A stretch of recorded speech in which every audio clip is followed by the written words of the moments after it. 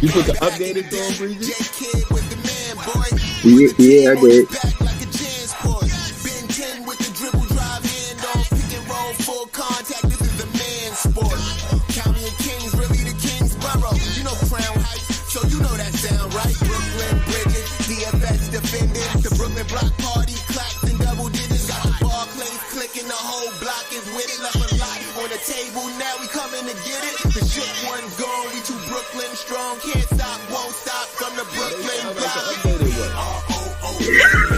When you gonna say that?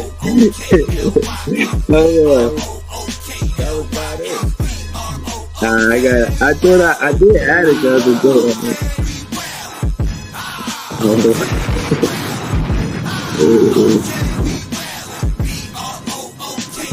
What's that, man? I'm not posting that comment. So you got posted what?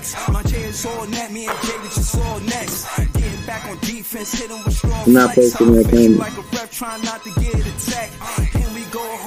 Brooklyn, that's a promise. Watch me like a Cam, cause it's my time. Make you watch me like a Cam, cause it's my time. Switch, they can't guard me, especially side the Barclays. Spin between crosses, I can score with both hands. Midi flawless, and I get to paint like an artist. I'm a bar smith, so you should respect my handle. I see the big picture with the nets like a mantle. In the future, I see us as Shamsu, and when we do, I'ma do a Brooklyn dance move. The sturdy, or Millie rock like a fan do. That's a bet like my parlay on FanDuel. BROOKLYN, BROOKLYN, Yo, it's BigfanBreezy, the Brooklyn News Blog. Yeah. Yo, y'all hear that song, man? Yo, again, we should have had it played that practice in the park, you know what I'm saying? But you know, Jadakiss was headlining. I mean, we could have been the first, you know what I mean, introduce Jadakiss with that song. You know what I mean, maybe next year we do that, you know what I'm saying? Fact. Word. Y'all gotta tag the Brooklyn Nets, man. Let them know they come to this podcast and listen to that song, man. You already know what it is. Word. But yeah, you know, it's me. ThisizJaytv, Will from 300 Pounds of Sports Knowledge, and of course, PSPN. You know what I'm saying? We out here. Once again, I want to say happy belated birthday to my guy PSPN. We out here. Talk to us, P, man. What's going on, man? Appreciate you, bro. Appreciate you, man.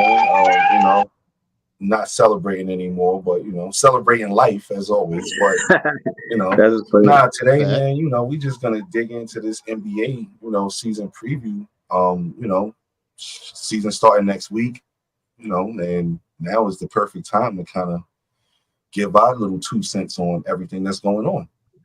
Facts, man. Shit. Where shall we start? You know, it's a lot happening, man. Let's start in the home division, man. Let's start, you know, where we live. Well, where we're from, because I don't live out that way anymore. But you know, let's start in the Atlantic Division and just give, you know, our thoughts on what we see in the Atlantic Division, what we think may happen, what may not happen, what we hope will happen as, you know, fans of certain teams and things like that, and just round table around, man. So, you know, let's start off honestly. Who's the favorite in the Atlantic Division? Who's everybody's, you know, favorite? Who they think is gonna be that dominant team? We can start with you, Breeze. I'm gonna say Boston. You know what I'm saying? I think that I don't believe in the Knicks for many reasons. I'll get to that, but I think that the Boston Celtics stay serious. I think, you know, because of the upside and the Coach Mazzulla kind of keeping it simple. You know, he didn't try to implement a whole bunch of stuff that is new. He's seen the chemistry already between Jaylen Brown and Jason Tatum. And remember, when they come down, these teams being assembled, Jason Tatum and Jaylen Brown played basketball together as teammates a good over 200 games. I did this stat last season, so I know for a fact it's over 200 games, maybe more now, I imagine. So I'm saying that to say they have a lot of chemistry, and their add-ons are serious with a Drew Holiday You feel what I'm saying? I don't feel like they need a Porzingis. I feel like they need a Drew Holiday. I see them being one of the more tougher teams because of chemistry over their competitors in the Knicks and Philly. Philly just added a big piece in a Paul George, but still, far as chemistry, they're not going to have that same chemistry. I imagine Paul George better than Tobias Harris, but I still imagine Boston being a better team. Knicks, same thing. They lost a lot of their offense based on what they did last season, and that was offensive rebounds and getting Jalen Brunson's second chances at the basket. Mitch Robinson is not starting the season. I think they panicked and they didn't stick to their plan. Their plan was to have the team captain take less money for them to get a cat and keep a Randall. The fact that they had to trade Randall is the reason why I don't believe in them anymore. Randall took them ungrateful sons of from out of purgatory, and they had the audacity to backdoor him like that. The unmitigated gall of the Knick or the organization representing a brand of basketball, where a place where we call home. And again, like I said, it's disgusting. It's disrespectful, and I don't think that they're gonna do anything but disappoint because they put a cat where, quote unquote, Tibbs is big on having dogs on his team. So if they put a cat with a lot of different dogs, I just don't see how that's going to work. You feel what I'm saying? So again, this is why I think Boston is going to be a better team over the Knicks. And then you got us. I mean, who knows? Maybe Cam Thomas averages 45 and beat the Boston Celtics. But the truth is that the Celtics might have the advantage over the Brooklyn Nets. They might have the advantage over the Brooklyn Nets. You know what I'm saying? Toronto, I don't really think they that tough. I think they more rebuilding. They might be an eighth, seventh, eighth seed, but Boston seemed like the toughest team again. But for the most part, the Atlantic Division is always tough, and this season won't be no different. So even with the Brooklyn Nets building, they still gonna make teams run because we're a young team. So it ain't gonna just you're gonna waltz in the Barclays and beat the Brooklyn Nets. I think this team is gonna compete, but may not have the same chemistry being a new team with all these new players playing together as a Celtics who are fine-tuned machine at this point. You know what I'm saying? So, that's my take on the Atlantic Division, man. How y'all feel? Whoever want to jump in there, go ahead. Well, I'll tell you like this, man. I'm like, for me, this is one of those things with the Celtics. It's like for the most part, I agree with you. I'll add to it one thing or a couple of things. You look at the fact that the team chemistry, like you said, but the bigger thing for me, you're going to have a motivated Jaylen Brown, and you're also going to have a motivated Jason Tatum. Why? Because Jaylen Brown did not make the Olympic team when he really should have. So I think he wants to go out there and prove a point to a lot of people. And then Jason Tatum, who did make the Olympic team, but for whatever reason, he basically became the de facto water boy. So when it's all said and done, I think both of them have something to prove. The Celtics are still a deep team. It's all about keeping Porzingis healthy in those key moments, because we saw what a difference that he was for them when they got to the NBA Finals against Dallas. Dallas had no answer for him. You got Drew Holiday, and of course, a veteran point guard who knows what to do in those situations. For one thing, because it's been several years since we've seen a NBA champion be able to quote unquote run it back. But you look at it and say, hey, this Celtics team has that motivation. These guys want to go out there and they have something to prove. For me, with the Knicks, I agree with what you said, and I'll add to it with this. They talked about all summer the Villanova Knicks. You're going to have Bridges, you're going to have Hart, you're going to have Brunson, you're going to have DiVincenzo, and then you broke it up. And to your point, you said, Jalen Brunson took less money for this thing to work.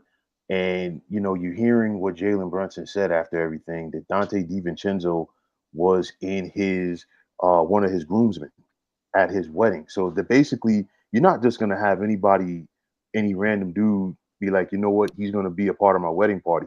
There's chemistry there, to your point. And then you make this move so late just before the start of the season. So it's going to be tough for those guys to get that chemistry with Karl Anthony Towns, who was floored, to his words, by the move. And then on top of that, I know Cat played for Tibbs in Minnesota, but Cat really doesn't fit into what the Knicks do. And the other thing for me is this: if you have followed Karl Anthony Towns' career, his numbers go down in the postseason in comparison to the playoffs. So my whole thing is this: what are the Knicks fans going to do when it's one of those key games in the postseason and Karl Anthony Towns does his usual 9 point, 6 rebound, 5 foul disappearing act? That's going to be the biggest thing for me. And then the other thing is Tibbs loves to run his teams into the ground. Toronto, they're rebuilding. The Brooklyn Nets, I don't understand how Sean Marks could continue to keep his job with all of these rebuilds that he does. You know what I'm saying? But the other thing for me, finally, with Philadelphia, I'll say this: they had a lot of cap space to spend in the offseason, and they did it. But I feel like they didn't spend it on the right people. And the reason why I say it is this: you bring in Paul George.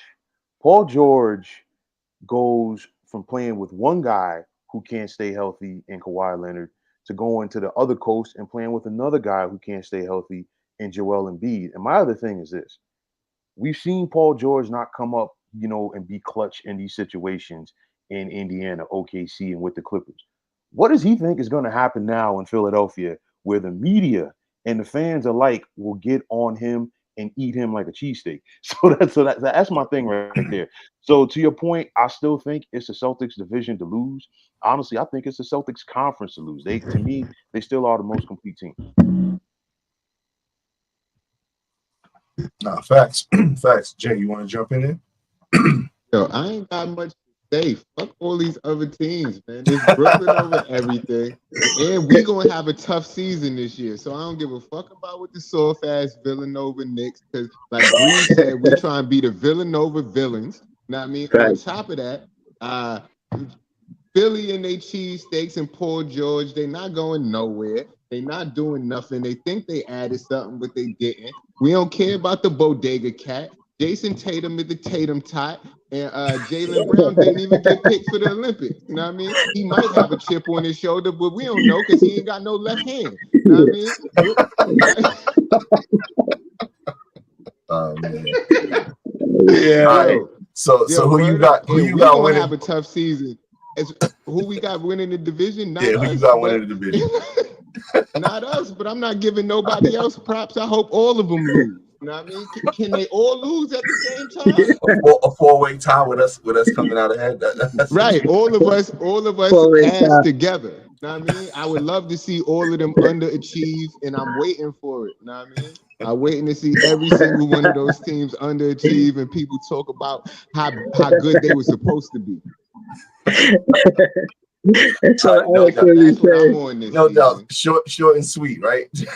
That's what I'm on this season. Fuck all of that. You know what I mean? All right. Well, I'm gonna just kind of round out my thoughts on the Atlantic Division. I think I agree with everybody else, and think Boston is definitely the cream of the crop when it comes to that division. They're gonna probably have another season, 60+ wins. The Knicks, I don't know, man. Like, I don't know what they did. Like, I thought they were kind of taking the steps to kind of give Boston a run for their money this season. But, like, to both of y'all points, like, they basically dismantled what their kind of mantra was, so to speak, for the team and decided to go in a different direction. We'll see how that's going to play out. It's going to take a while for that chemistry to build. So they'll probably get off to a slow start. It's funny because I was flipping through the channels like in between the football games a little while ago, and I caught a little bit of the Timberwolves and Knicks preseason game. And like right when I flipped over to ESPN, they were talking to Randall, and like you could tell he was pissed off because she asked him a question. I think it was like Cassidy Hubbard or whatever her name is. She like asked him, how does it feel to be back in this building? He was like, what do you mean? Like, I just left. Like, it's not like I've been gone for a long time or whatever. It was a stupid question that she asked him. But you could just kind of tell he was irritated by the question and irritated by the fact that, he's been traded or whatever. And he wasn't playing, so I guess he's dealing with some type of injury that we don't know about. So maybe the Knicks knew something that we didn't know. Maybe they swapped a dude who wasn't, healthy to start the season for a dude who obviously is, going 25 points in the preseason. So, to be continued when it comes to that, if maybe, they pull the wool over Minnesota's eyes in the short term when it comes to that.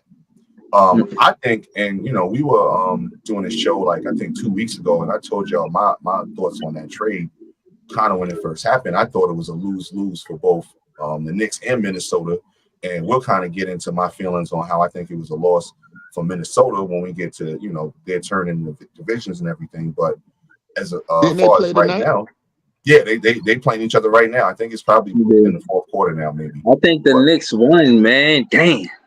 I heard that's preseason. I saw DiVincenzo talking shit to them or some shit. He told them, "This is what you happen when you let me run the show," or some shit like that. Mm-hmm. I can believe that. He's gonna have a chip on his shoulder for real. But, I love improv, and because like reading between the lines of what they say, because they can't say it because they on TV. Like Randall was like, yeah, what I mean, I gotta buy a house, and I'm saying I ain't got nowhere to live. Know what I mean? Like, yo, they got me all the way out here in Minnesota. Like, you know what I'm saying? Like, you don't think I'm mad? Yo, hell yeah, I'm mad. I think that's what he wanted to say. You know what I'm saying? Like, yo, he kept saying that, like, yo, I ain't got nowhere to live. Know what I mean? You like putting emphasis on that house. Like, you know what I'm saying? I ain't got no house. Like, yo, they just gave him a whole school, PSPN, like shaking hands with the greats, waving, kissing babies. And you know what I mean? Like, what the fuck, bro? Like, they did him dirty. And I don't think that the brand of the culture of just the disrespect, they tried to patch it up by getting Ewing. You see what I'm saying? You kind of take away with the good they do because they even it out with the bad they do. And it's just the bad outweigh the good. They kind of did him like a baby Patrick Ewing, how they did Pat dirty years ago, and kiss and make up with Pat, ironically the same year. So that's kind of a good angle that you just brought up right there. I didn't even think about that. But, they ain't slick. Philly, they ain't slick. Y'all kind of down on Philly. I'm thinking that if Embiid can stay healthy, I think they might surprise people. Like, honestly, I think the key is, like it always is with them, is Embiid, because Maxey keeps on, taking that next step every year. And I don't think it's going to be any different with Paul George coming in, because Paul George is the type of dude that has shown it don't matter, who he's playing around. He can kind of blend in with them and not kind of step on anybody's toes. So I think Maxey takes another step this year to even get to the point where he was better than last year. And I think Paul George is kind of that perfect complementary number 3 with them, but it all depends on the big dude staying healthy, man. And as we know, big dudes can't stay healthy, man. 7-footers, for whatever reason, man, it's always lower extremities, legs, feet, just always types of problems like that. Shout out to Kai and Anthony Goat, man. Paul George, but nah, for real though, man. Like Embiid not going to stay healthy though. That's the thing.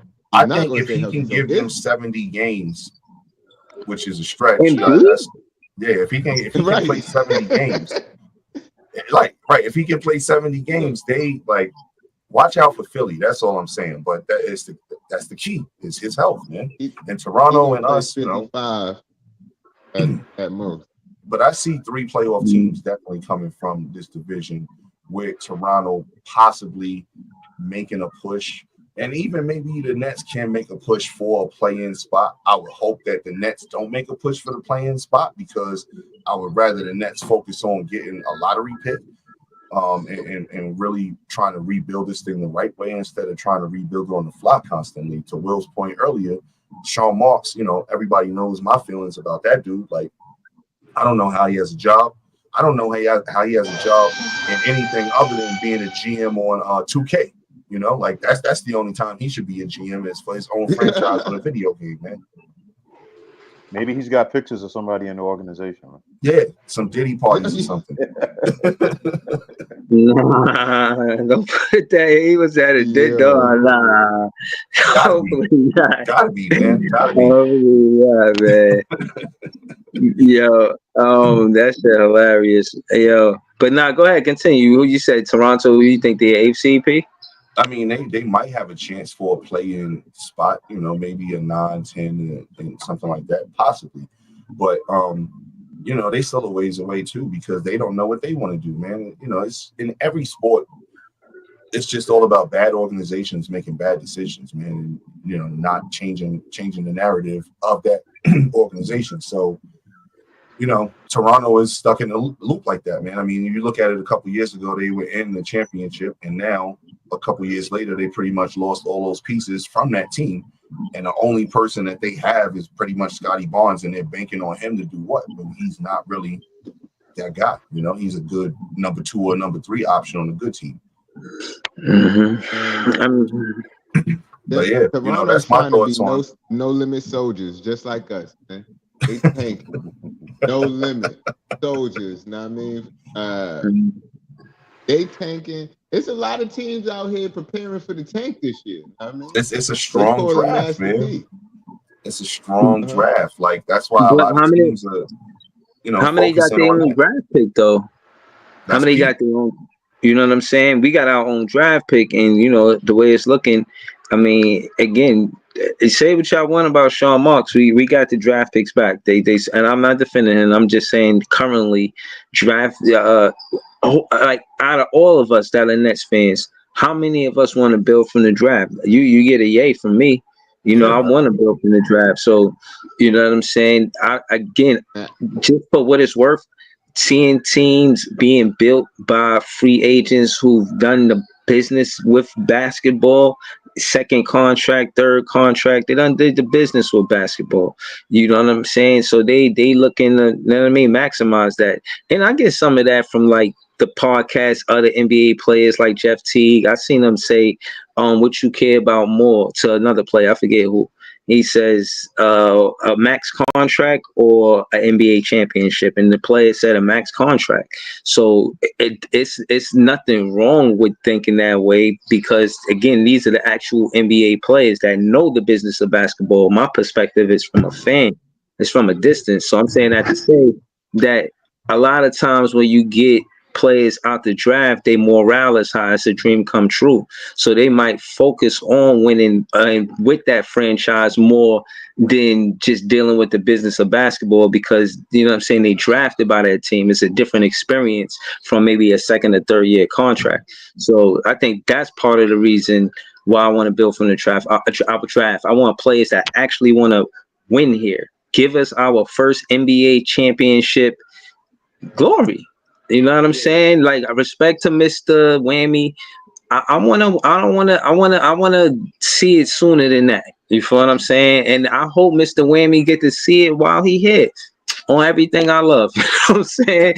Like, we want that for the Brooklyn Nets, but that's just me as a Nets fan, man.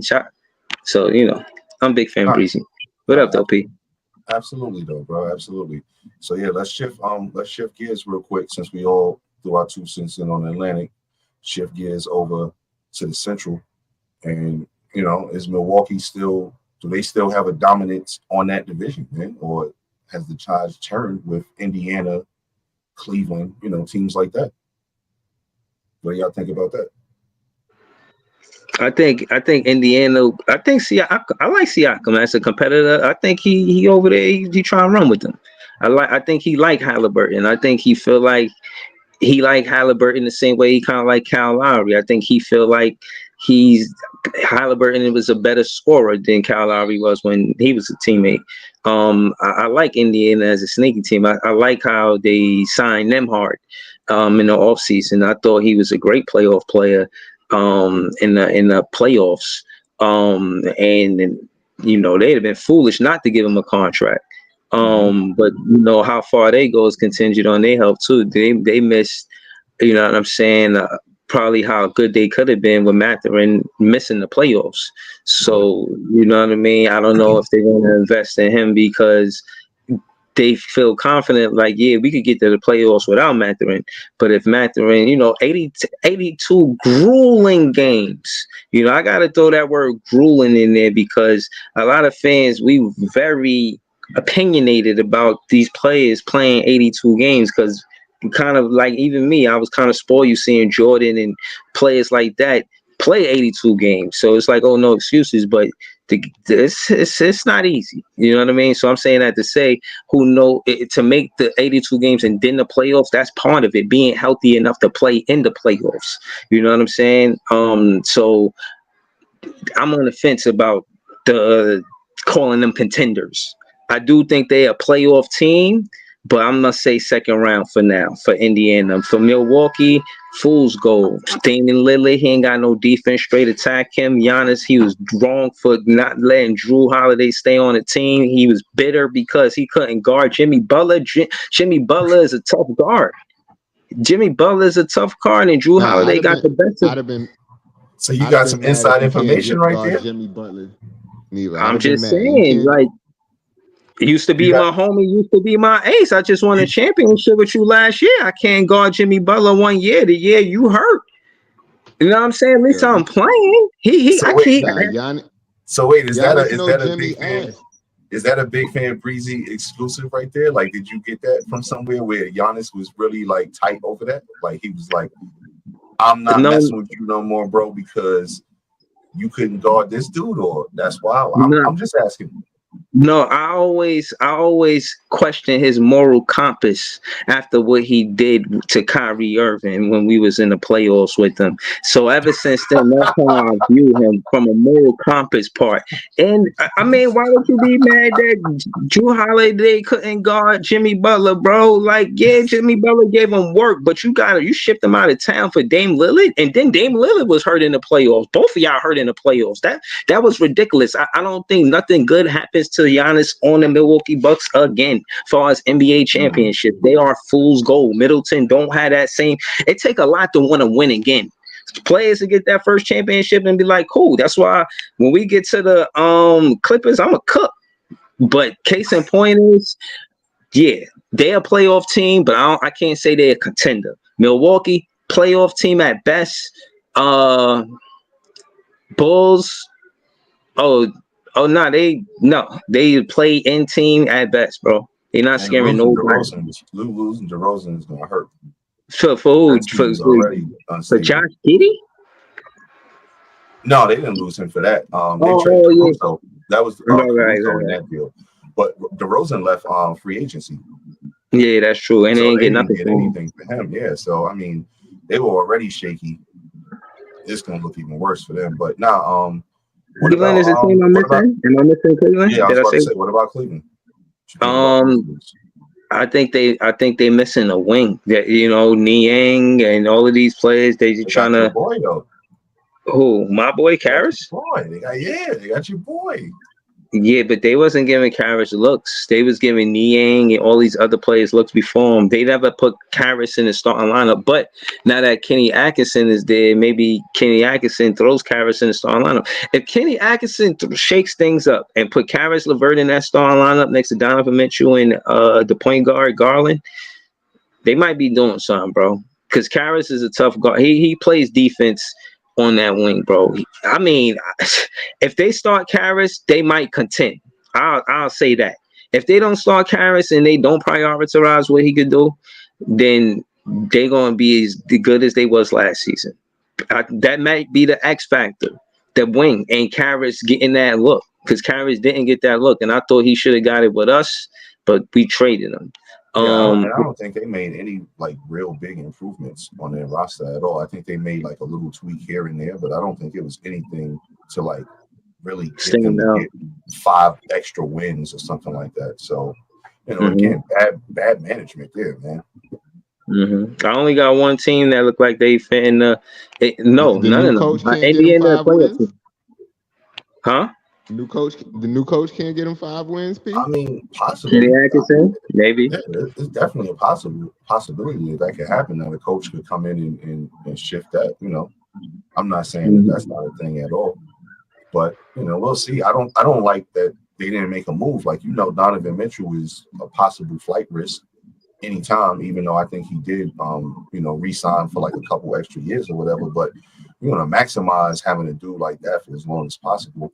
And y'all know my whole theory on, you know, 2 smaller guards in the backcourt at one time. It's not going to work unless you got a monster on the wing, like you're saying, Breeze, to really, help out defensively with some of those bigger players that, these dudes can't guard. So, Okoro, I like him defensively, but it's just something there he's not really, the answer there. And I don't know if Karras is either, because what is he, like 6'4", 6'5"? So, to make up that difference for having two dudes who's like 6'2", 6'3" in the backcourt, you got to have a dude like 6'9", playing small forward to really kind of make up for that difference defensively, because that's where Cleveland, to me, always gets exposed is on the defensive end, because Donovan Mitchell can't really guard bigger guards, can't guard small forwards either. So you kind of screwed with, your point guard choosing whichever one of those two he wants to, deal with, and then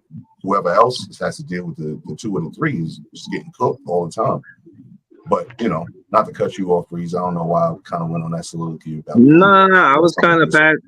That was the last team was Cleveland. I had forgotten. I totally agree with that.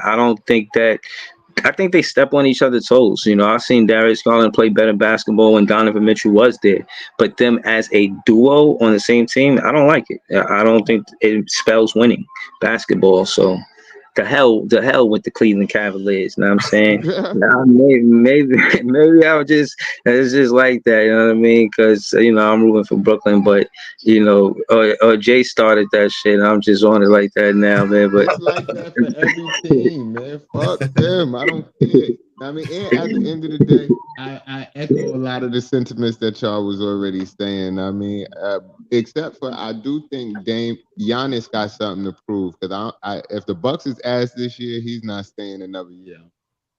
He's been talking so much about how much he want to compete, how much he want to win, and he already said he wanted to go to Chicago. But I think anybody that is a contender would take Giannis.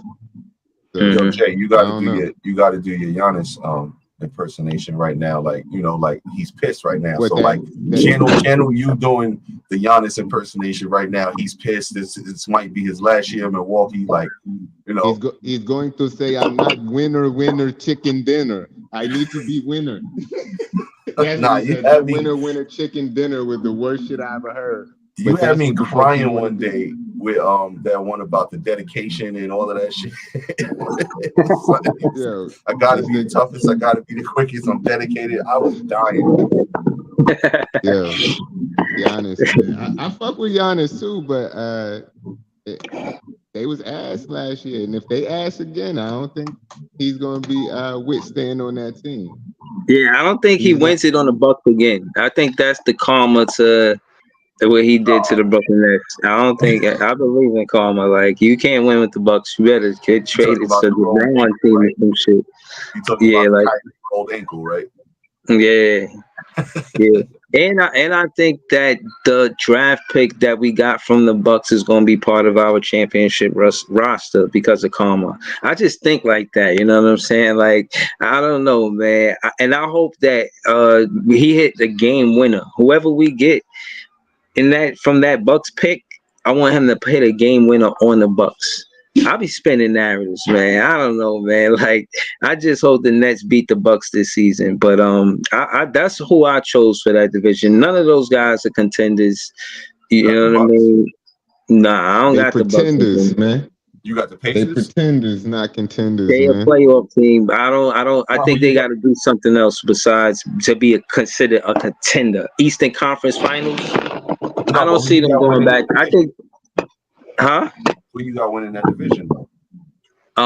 I'll say Indiana. All right. See, that's what I thought that's what you were saying. Because you got Indiana.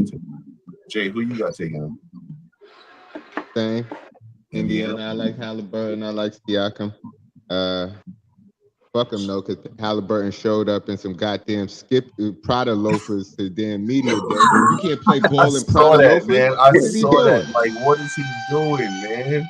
Like, it looked like school shoes or church shoes with his jersey and shorts on. Like, what the hell was he doing? That's why they will lose. They will lose to anybody in the Western Conference. Like, whoever wins the East is gonna lose to me. Like, even if it's Boston, they will lose. Like, All right. What happened? Yo, Will, you want to jump in and let us know how you thinking about the Central, man? Yeah, listen, I think, all of those teams are good enough to make the playoffs, but I don't think that they're good enough to take the next step. And the reason is, I mean, listen, we saw Indiana get to the conference finals last year, but I think, to steal a quote, it was fool's gold because you figure the teams that they were playing before were all injured. You know what I'm saying? They got the Bucks, they were hurt. They got the Knicks, they were hurt. And then they got to the Celtics, they got dealt with, and then Halliburton got hurt. But I will say this: I still think the Pacers are going to be a fun team to watch. You're talking about one of the most explosive offenses in the NBA, but they don't play deep, And I mean, you got Halliburton, got Miles Turner. Of course, they had to re-sign Siakam after the trade. They got a lot of young pieces there, but I don't think if it's going to be enough. And then you look at the Bulls. The Bulls are just prepping for next year's draft. That's all it is. They're just trying to stockpile as many picks, that sign and trade to send the DeRozan out of there. Trading Caruso for Giddey. It's like the Bulls. They might flirt with getting the last spot in the play-in. Detroit, they're still rebuilding. Cleveland, they're good enough to be a playoff team, but they're good enough to be a playoff team and they're good enough to win a series. And then you look at the Bucks. The Bucks have done more damage to themselves than anybody else because you figure they won that championship back in 2021. And then it was a scenario where they had two season playoff runs full of injuries. You figure 2022 they got to the second round.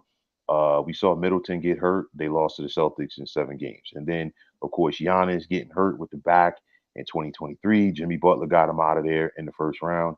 And then, this organization continued to push the panic button. They traded Drew Holiday, who was a key piece to their championship team. You fire Coach Bud. And then the thing is, you fire Coach Bud, you do your quote unquote due diligence to find a new head coach, and you bring in Adrian Griffin, best record in the East. You had 30-13, was set to coach the East in an All-Star game, and you fire him. You know what I mean?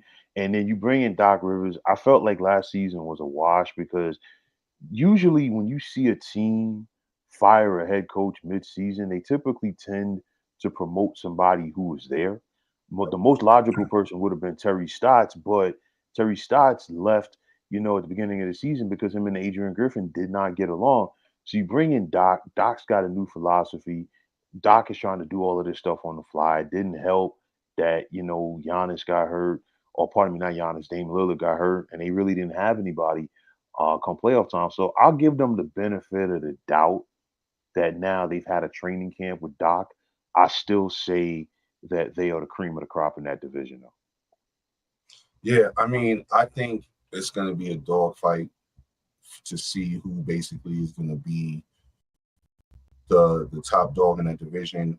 Milwaukee and Indiana, I think they battle head-to-head a lot for that division. I don't know what's up with this camera right there. All right, there we go. Now, Cleveland, they to me just didn't do enough moves. I'm never a fan of 2 smaller guards in the backcourt. I don't really think it works. This isn't, the Pistons back in the days where that system could work. Basketball is just too much of athletic, kind of taller dudes with, 6'9", 7 foot wingspans, playing on the wings and in the backcourt these days. So that recipe is just never a disaster. And to me, I thought that it was a terrible move when they brought Donovan Mitchell in, because really all they did was just bring in kind of a more athletic version of Colin Sexton, who they had originally, and that didn't work with them two with that dynamic. So I didn't understand that move at all. I thought when they made that move, they were automatically going to now try to move off of Garland and figure out how to upgrade the point guard position to have somebody roll with Donovan Mitchell, who wasn't more of a kind of point guard, a 2 guard in a point guard's body, so to speak, is what I think of Garland. So I think as long as they keep those 2 around, it's not really going to work. And then also, I don't like what they're doing with the whole Mobley and Jarrett Allen kind of thing. I don't really like that combination at all. So I just think Cleveland, they've got talent. They just don't have the right pieces, so to speak, all together. And as long as they have a team built like that, they're just going to be a 45 kind of 48-win team that's just gonna, you know, be maybe a 5 seed, 6 seed, or something like that, and lose in the first round. They caught lightning in the bottle a couple of years ago against the Knicks, but you know, I don't see that happening again. I'll say this about Cleveland. Cleveland needs a general manager, to your point, as far as being able to trade some of those pieces for maybe some complementary pieces. You know what I'm saying? Because again, you got Garland and you've got Donovan Mitchell that are bumping heads. And, you know, they got JB Bickerstaff up out of there. And I thought JB Bickerstaff had done a pretty good job with that team to begin with. So it's like they have to find complementary pieces, you know, that work with one another. Like you can't have guys almost with the same skill set, so to speak, and expect it to go out there and work, especially putting them on the floor at the same time. Right. Yeah. So, you know, Cleveland will probably be, in my opinion, third in that division. And then Chicago will definitely be fourth because Detroit, man, nothing comes out of Detroit except for, you know, the Tigers recently, because they've just been pretty bad, man. Like, I don't know what's up with the Pistons organization. They're just not doing the right things with the picks they're getting. Like, they keep getting all of these top 7 picks, and 2 or 3 years later, they're a free agent on somebody else's team. So, you know, they got Jalen Duran, who I actually like a lot. Cade Cunningham, I'm still not 100% sold on him. You know, maybe this is the year that those two dudes take another leap forward to actually not be as terrible as they've been the past couple of years, but I don't see that. So, you know, I see Milwaukee probably edging out Indiana at the end by maybe a game or 2. But like I said, it's going to be a dogfight between those 2 teams, and everybody else is just going to kind of fall into place in that division. So we can move on to the Southwest Division. I don't know. Bree said he had to put his phone on the charger real quick, so we'll move on. You want to do Southeast or Southwest? But I mean Southeast. That's before what I y'all mean. move on. Yeah. Who's going to be the worst team? You know, did we only talk about the best so far? Oh, Detroit. Most Detroit's ass definitely in going to be each the one of worst. them. There we go, just to make sure. Like not even close. Detroit's going to be the worst in the Central, and the Nets are going to be the worst in the Atlantic. I hope the Nets are the worst in the Atlantic. Because if Toronto is the worst, that means that Toronto's going to get a better pick than the Nets will. I would prefer the Nets. That's not necessarily true. You know what I mean? That's not necessarily true. Unless they're doing some freezing envelope stuff. Chance.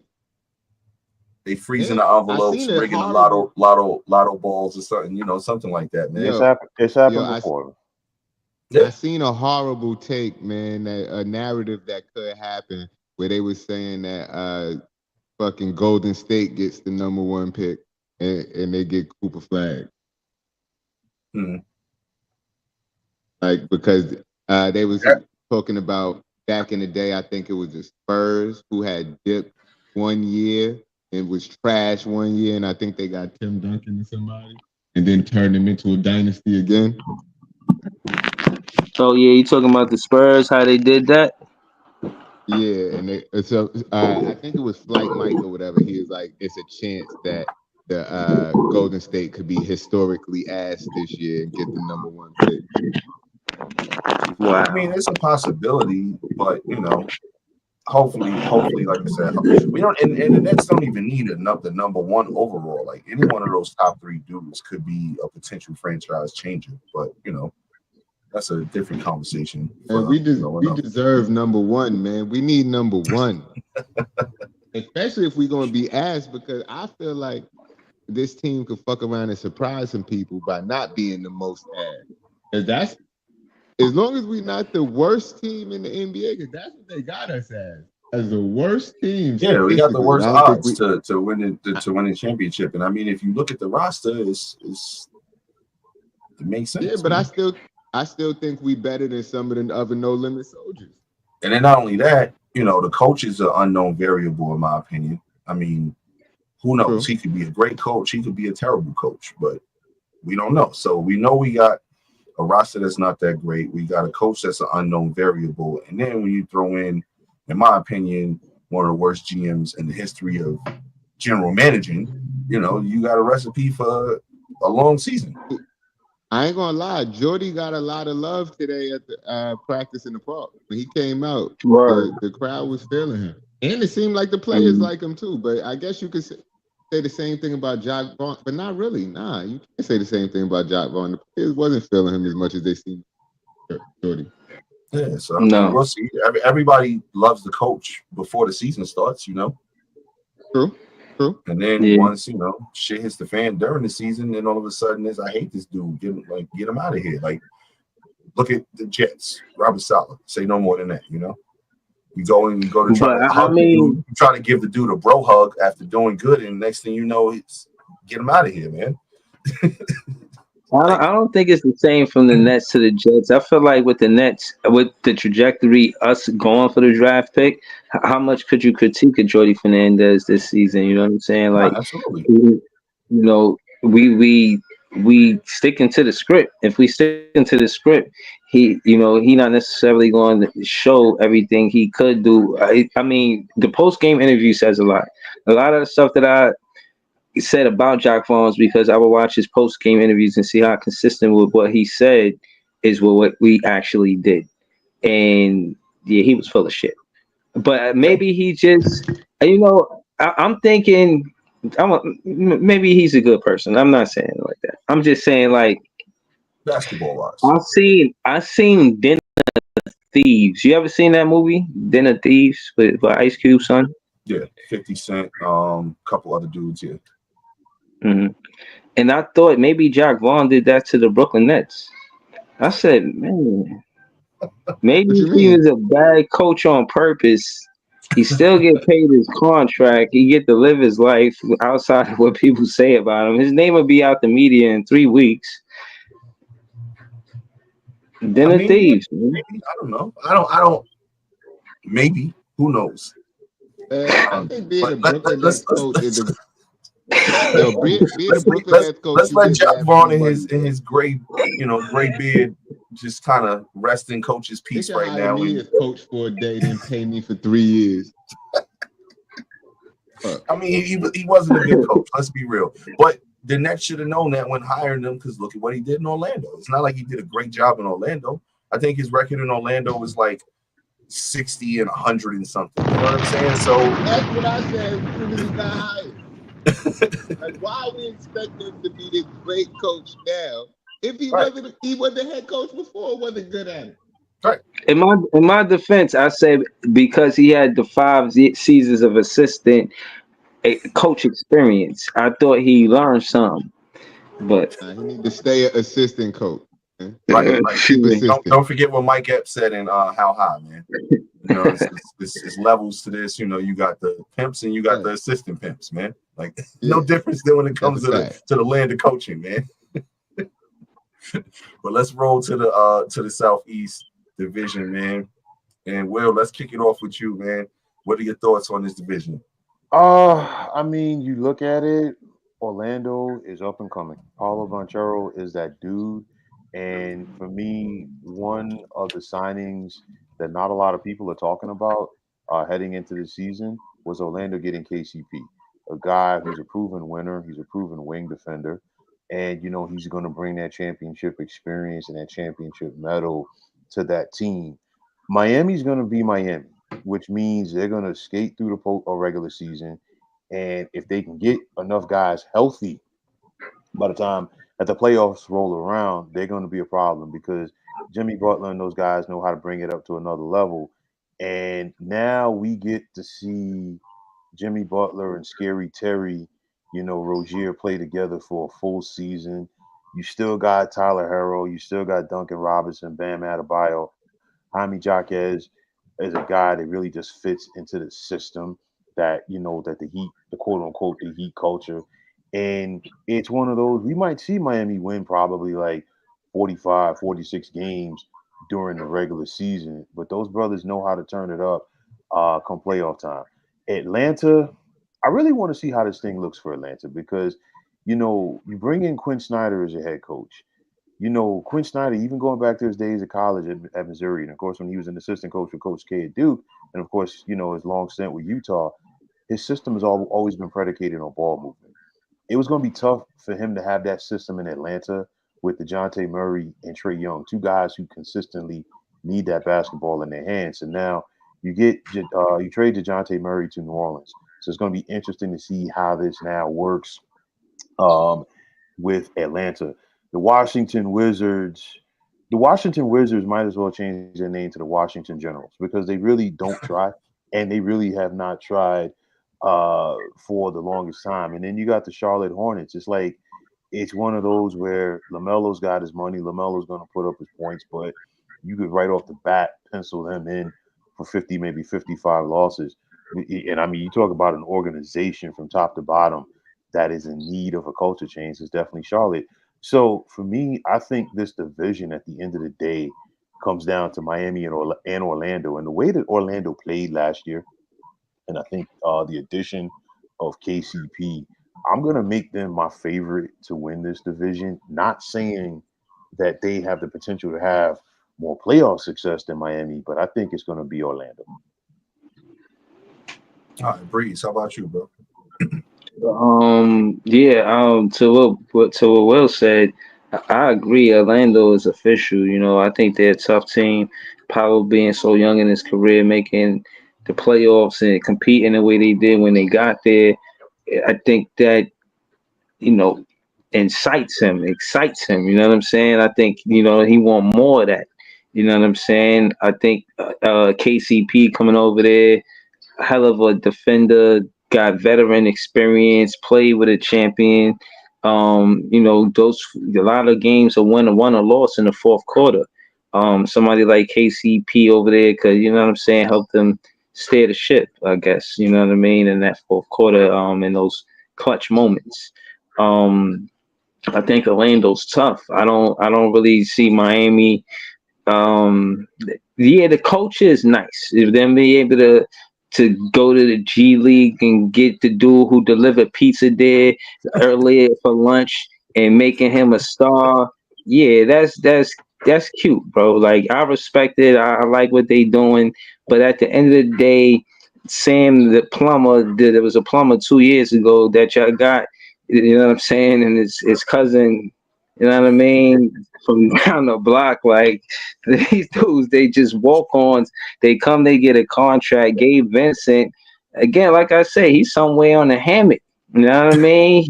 He living the vida loca. He don't care what nobody say. He clinking margaritas with the finest mommies out there where he at. You know what I'm saying? He got his NBA contract, and again, some of these players, their win is coming to the NBA and having that contract. They desire and hunger to compete the same way they were when they to get to the league isn't always there.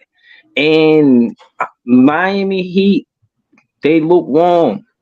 Shout out to Pat Riley. I know they're gonna have a basketball court named out of it, and I got nothing bad to say about Pat Riley and what he got going on. I respect the basketball culture that he represents, but I don't think they compete for an NBA title this year.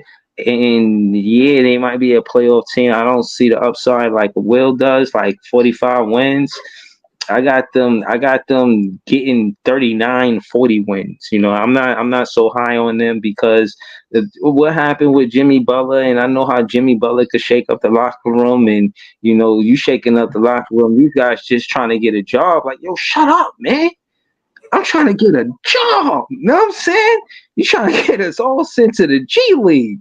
So I don't see how that whole thing works. Nah, I ain't got no faith in Miami at all. I got more confidence in Orlando than Miami. Who else is in that? I got a quick question before you go to the other teams real quick, just about Jimmy Butler specifically. He showed up in training camp. So we talked about Halliburton and his penny loafers showing up in training camp. Jimmy Butler shows up with no fake hair, no wild, nothing. So does that mean he means business this year? This contract year for him? I don't know. It might that be. Mean That's he's a good trying question. to get paid. That's a good question. It might be a contract. No, see, Yeah. I didn't even think about that. It might be. It might be. Okay, so maybe that's why no antics this year. Yeah, but because, you know, we just talking a game now. Pat Riley is about business. Jimmy Butler, hurt versus Boston. Jimmy Butler talking a lot of yang. Pat Riley wasn't having that yet. Seen it in the offseason. Basically, Riley ain't paying Jimmy Butler, and he basically knows that he has that advantage because the age of Jimmy Butler. So Jimmy Butler is basically going to get paid off of performance. To your point, yeah, they make the playoffs, but just confidence from here, thinking they more than a second round exit. They a second round exit at best. I've seen them as a tough first round team, going 7 maybe. But all right, so that's Orlando, Miami. You got Atlanta, Washington, and Charlotte. Not much to converse about, but that's what you got left. Right. No limit soldiers. Right. Yo, I'm about to be thinking about like that all season long, about calling the them tank, teams man. No limit soldiers. Yo, I'm telling you, it's a lot of people about the tank right now. Right. Nah, I think Atlanta, yeah, again, Trey Young is not a lot of stability over there when it comes to him and coaches. It seems like a nasty look, and I don't like seeing how stars could get coaches fired. Yeah, see what happened with the Nets. I don't like it. It stinks. It reeks of I'm a superstar and I can have your job if I want, and I don't like it. You know what I mean? I think good coaches lose jobs because superstars in their arrogance. You know what I'm saying? So I think they are a bad team. I think they're a bad team, and I don't see them being a good team this season at all. Washington, the same. You know what I mean? You pretty much get a job on the Wizards. You pretty much with, you know what I mean? Like you did something wrong or something. Somebody did you wrong, or you made somebody mad, or that shit is like, you remember Denzel Washington say, Pelican Bay, he said, "I'll have your ass playing with the Washington Wizards." You know what I'm saying? And that's it. When I think of the Washington Wizards, that's how. Right. That's how I think. That's how I think of the Wizards. But they be getting a lot of talent. They got a player like Bilal, something like that. We play versus them. He was hooping. I'm like, damn, this dude giving us buckets. But they seem like they never gonna get it together. I obviously think they're gonna be one of the worst teams this season. So okay, so that's Atlanta, Washington. Did I miss one? Charlotte. Charlotte, they good. You know what I'm saying? They need some type of good press. I think the dude that, know what I mean, put hands on his shorty, he back on the team. Ain't he rapping? And LaMelo Ball might be healthy for 65 games, and Jordan not there no more. I heard. They got a lot going on, man. I don't see them being able to compete for real, for real. I think they do. That dude Brandon Miller is a hooper, but you'll see more of him individually putting up big numbers or good numbers. If at most I see a Brandon Miller or somebody like that getting traded to a team that feel like they for him is to get the hell out of there. Yeah, like they feel like, yo, you'll be great fit for what we got going on another team, but just them as a collective, nah. I don't really see the Charlotte Hornets being a competitive basketball team. I think they're gonna be a playing team. No, not a playing team. They gonna be like 9 and 10 for most of the season, and wind up like 11 and 12, maybe 10. I don't know. I don't really see them as a tough team at all. Or I agree with all of y'all for the most part when it comes to this division. Like basically, Orlando is the best team. They're young and up and coming. They're going to be really good, led by Ben Caro. I see them contending for possibly a top 4 spot in the East overall. Like I see them giving, Philly. They were 5 last year, right? They were 5 last year, right? Yeah. So I can see them, being either, giving Philly, Indiana, maybe even the Knicks, a run for their money for those kind of spots right there. Miami is going to be Miami. They're going to eventually wind up in the playoffs somehow, and they're going to be a tough exit for somebody. It's something missing there. Like to your point, Breeze, about the culture and everything. To me, I think it's something missing from the culture right now, to where they kind of just lingering around, not really taking that next step. It seems like, what was that, 22 or 21? I can't remember right now, but whatever year that was where they went to the finals, it was like after that, they just didn't have any more gas in it to kind of keep going. Mark, you know what it is to me? It's a couple of things. Number one, they don't have that other guy. Bam Bam is good, but you figure Bam Bam's an undersized big, and they don't have that other star player. That's the thing. It's like it's one of those where they're good enough to do what they've done. We saw Jimmy Butler put that team on his back in 2020, you know, in the bubble and get them to the finals. And then they got to the finals a couple of years ago and lost to the Nuggets. And I mean, bro, they had Gabe Vincent out there trying to guard Nikola Jokic. I mean, listen, I'll leave it right there. You know, it's like they lack size. And it's just like, you know, it's one of those where like you basically have a whole bunch of dudes, you know, from the hood. And it's just like, you know, you're getting them together. But then it's kind of like you taking those dudes and like, all right, you know what? We want y'all to run with the Gauchos. And it's kind of like, it ain't going to work. You know what I'm saying? Eventually, you know, it's going to catch up to you. To me, I think that's their biggest thing. Yeah, nah, for real. Seriously, I agree with that too. And I think also the comments telling you Hornets is making the playoffs. Oh man, that's wild. Somebody in the comments saying the Hornets is making the playoffs. That's wild. I just wanted to let y'all know they're disagreeing. They saying the Hornets making the playoffs. Man, Star Traffic. I don't know. I mean, unless you know something we don't know, unless Michael Jordan is coming back, you know, he found a fountain of youth. You know what I'm saying? And I don't know, he done drunk some juice to, you know, de-ageify him or something. And 92 Jordan is coming back. I don't see it. But I think Star Traffic, they telling you state your source, man. Right. But with Miami, I think Miami's biggest problem is Tyler Hero, man. I think they're waiting on him to take that next step, and I don't think he's ever going to take it. And I don't think they realize he's not going to take it, and they're not coming up with a backup plan. I think they have their number two in him, but he's not taking that next step, man. Like it's either injury or when it's time for him to really show up in the clutch situations, that dude folds like laundry, man. So that's what I think the problem is there with them. But you know, they'll make the playoffs and they won't really do much. And you know, the other three teams, I'm not even gonna honestly spend too much time on them just because they're gonna be what they're gonna be. I don't see the Hawks even really competing for that last playing spot like they have been the past couple of years ago. I kind of see them taking a step back just because Quinn Snyder and Trae Young, I don't see that working. And I see eventually Trae Young having to find a new address and Quinn Snyder having to rebuild this in his own kind of model. You know, and the last two teams, Charlotte and Washington, I mean, you know, bottom of the barrel, man. We're talking, you know, 20 wins, 25 wins, if they're lucky, 30. So we can move on to Jay or Jay Bounce real quick. Jay, you got any words on that? That's how Jay feel about it, man. He's like, yo, I'm gonna just skip this part, man. Like that's his whole feeling. You know, I'm back for Orlando, man. I fuck with Orlando. My boy Paolo, that's my guy. I mean, who did DeJounte Murray go to? Did we talk about New Orleans? Yeah, they in the West. But he a sucker still, know what I mean?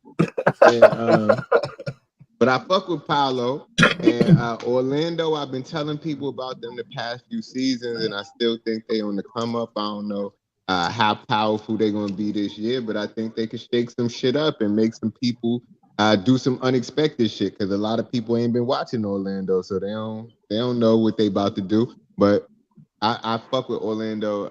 Miami, Jimmy Butler is a bum to me. Know what I mean, the thing is, I feel like Jimmy Butler got all the heart and spirit in the world, but he don't got the talent to back it up. And that's just the way it looked to me from the eye test. Like, he got the heart, he got the spirit, he got the Mamba mentality, but he don't got the talent to back it up. That boy is trash. That's a fair assessment. I ain't gonna lie. That's a fair assessment.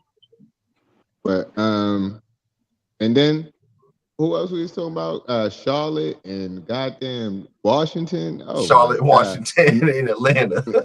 Yeah, some more No Limit soldiers, man. I feel like that's Mia X, Silk the Shocker, and fucking Mystic.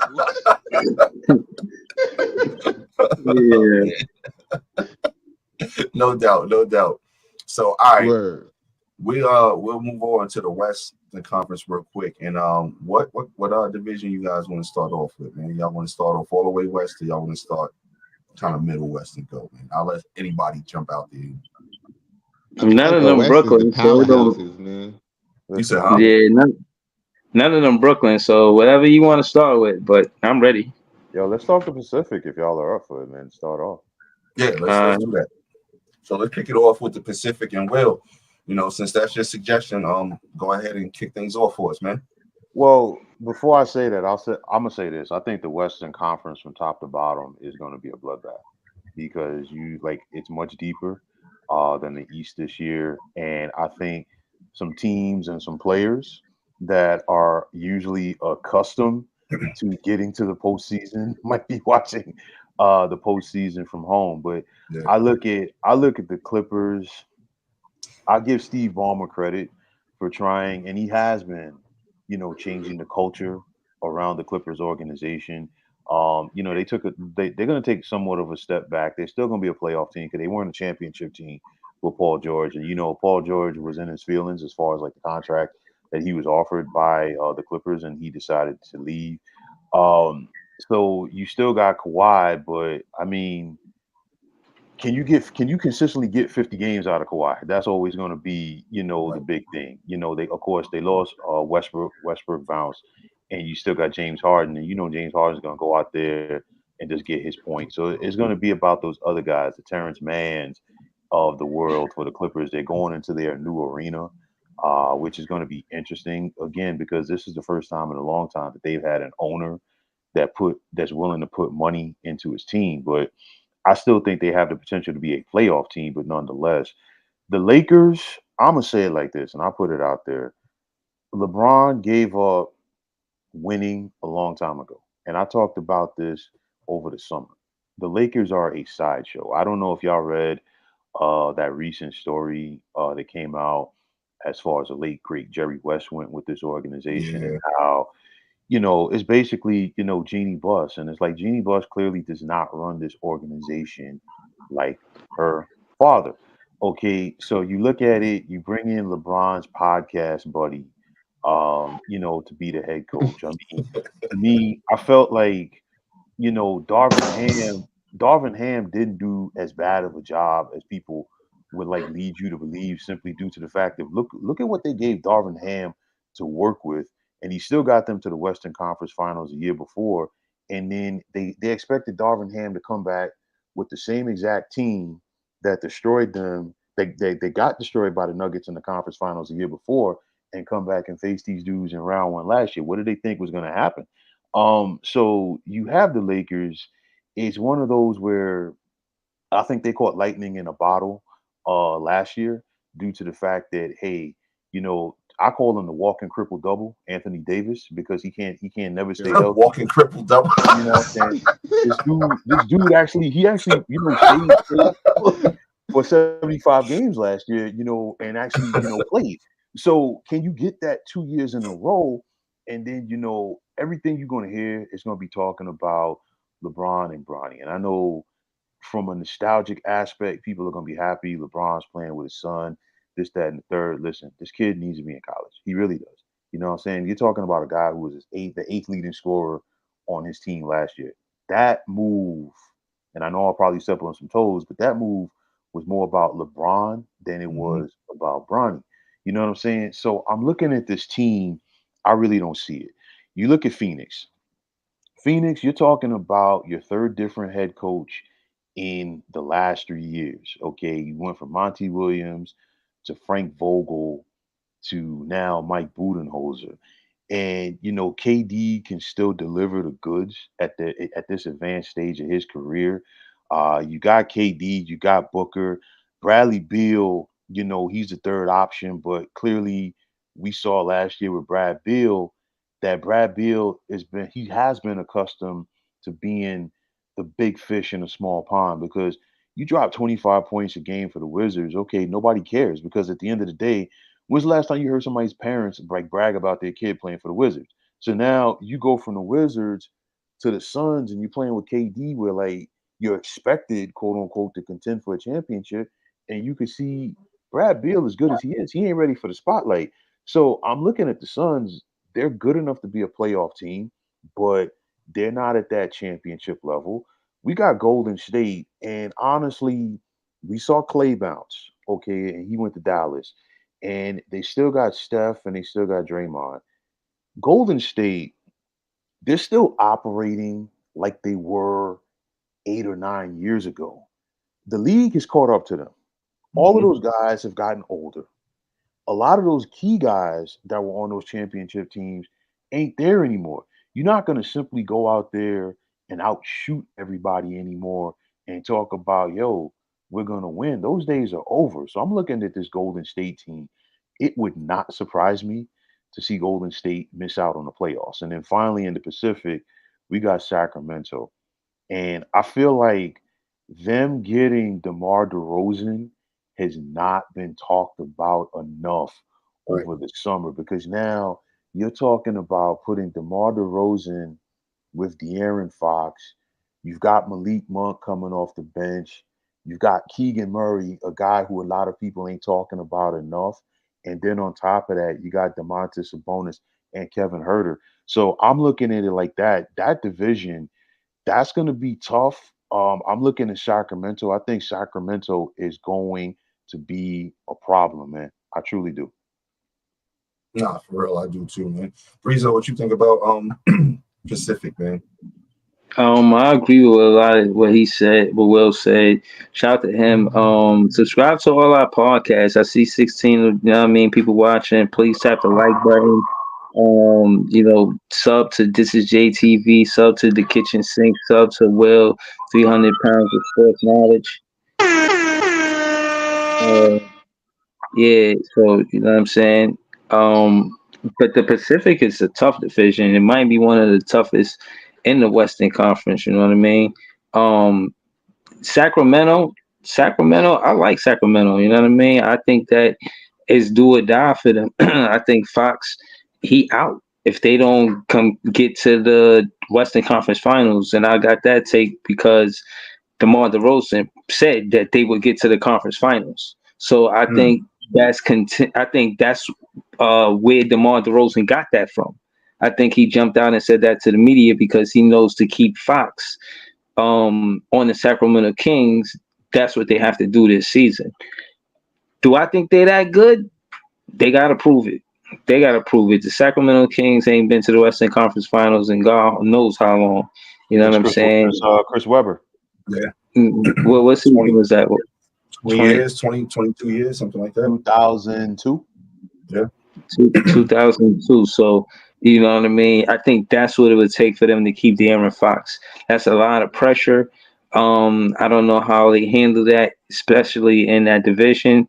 But I will say they're a playoff team. I wouldn't say they make it to the Western Conference Finals. And if they do, I don't think they win.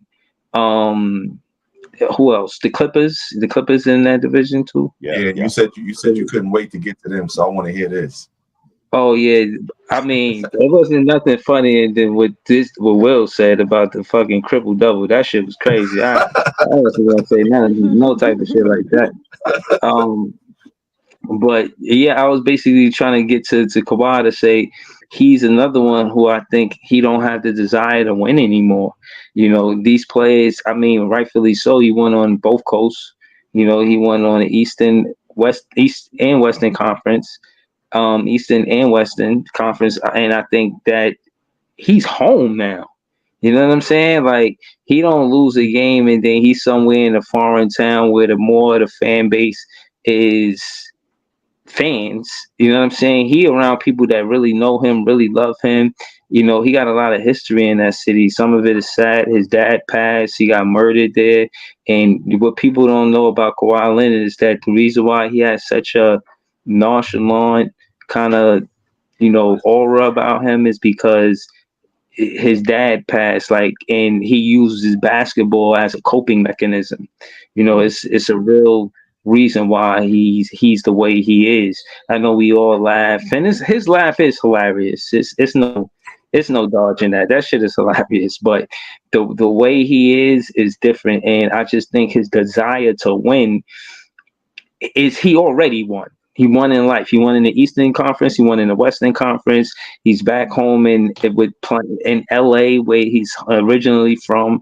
And I think he's just focused on his mental health, low key. You know, they said the same thing about Ben Simmons, but I'm not saying it's not about Ben Simmons, but I do think knowing his story, knowing Kawhi Leonard's story, and knowing, you know, why the method to his madness, for lack of better words, um, he's his competitive side for the game is not what it was on the Spurs or on the Toronto Raptors. So that's fact.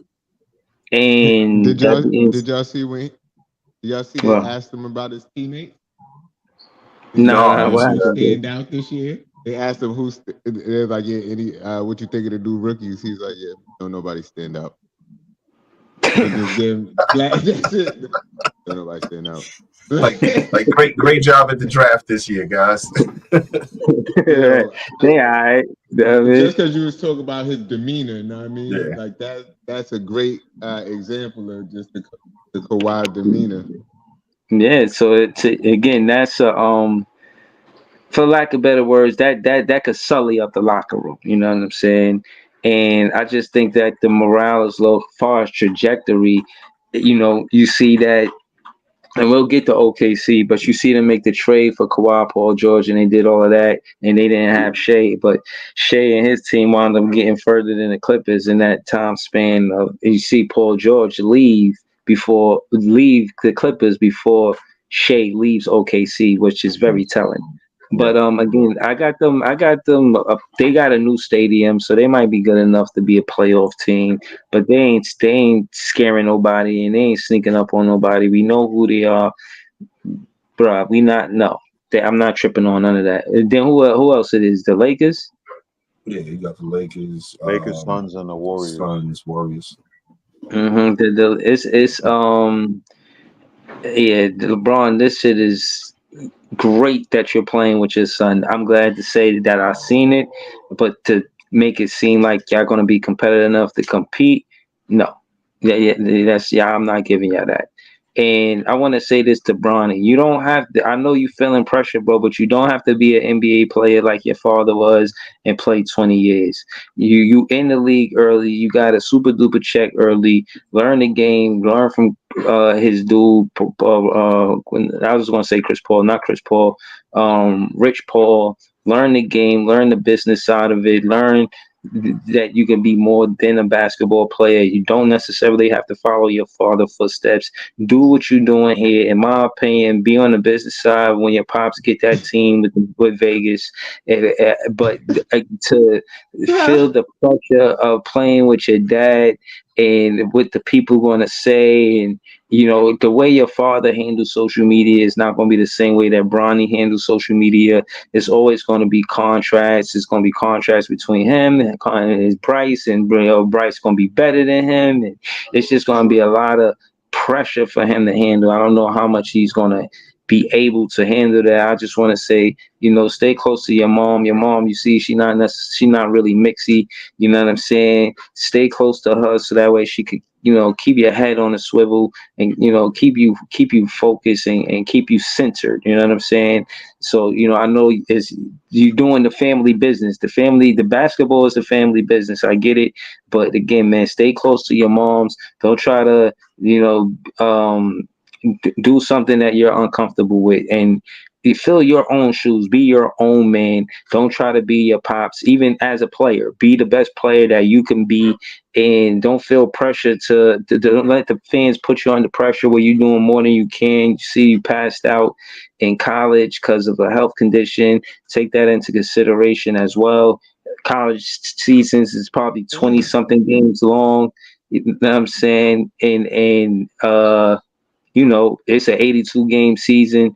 So, you know, take it easy. And I think that's why Pops made sure he got drafted to the Lakers to keep an eye on his son.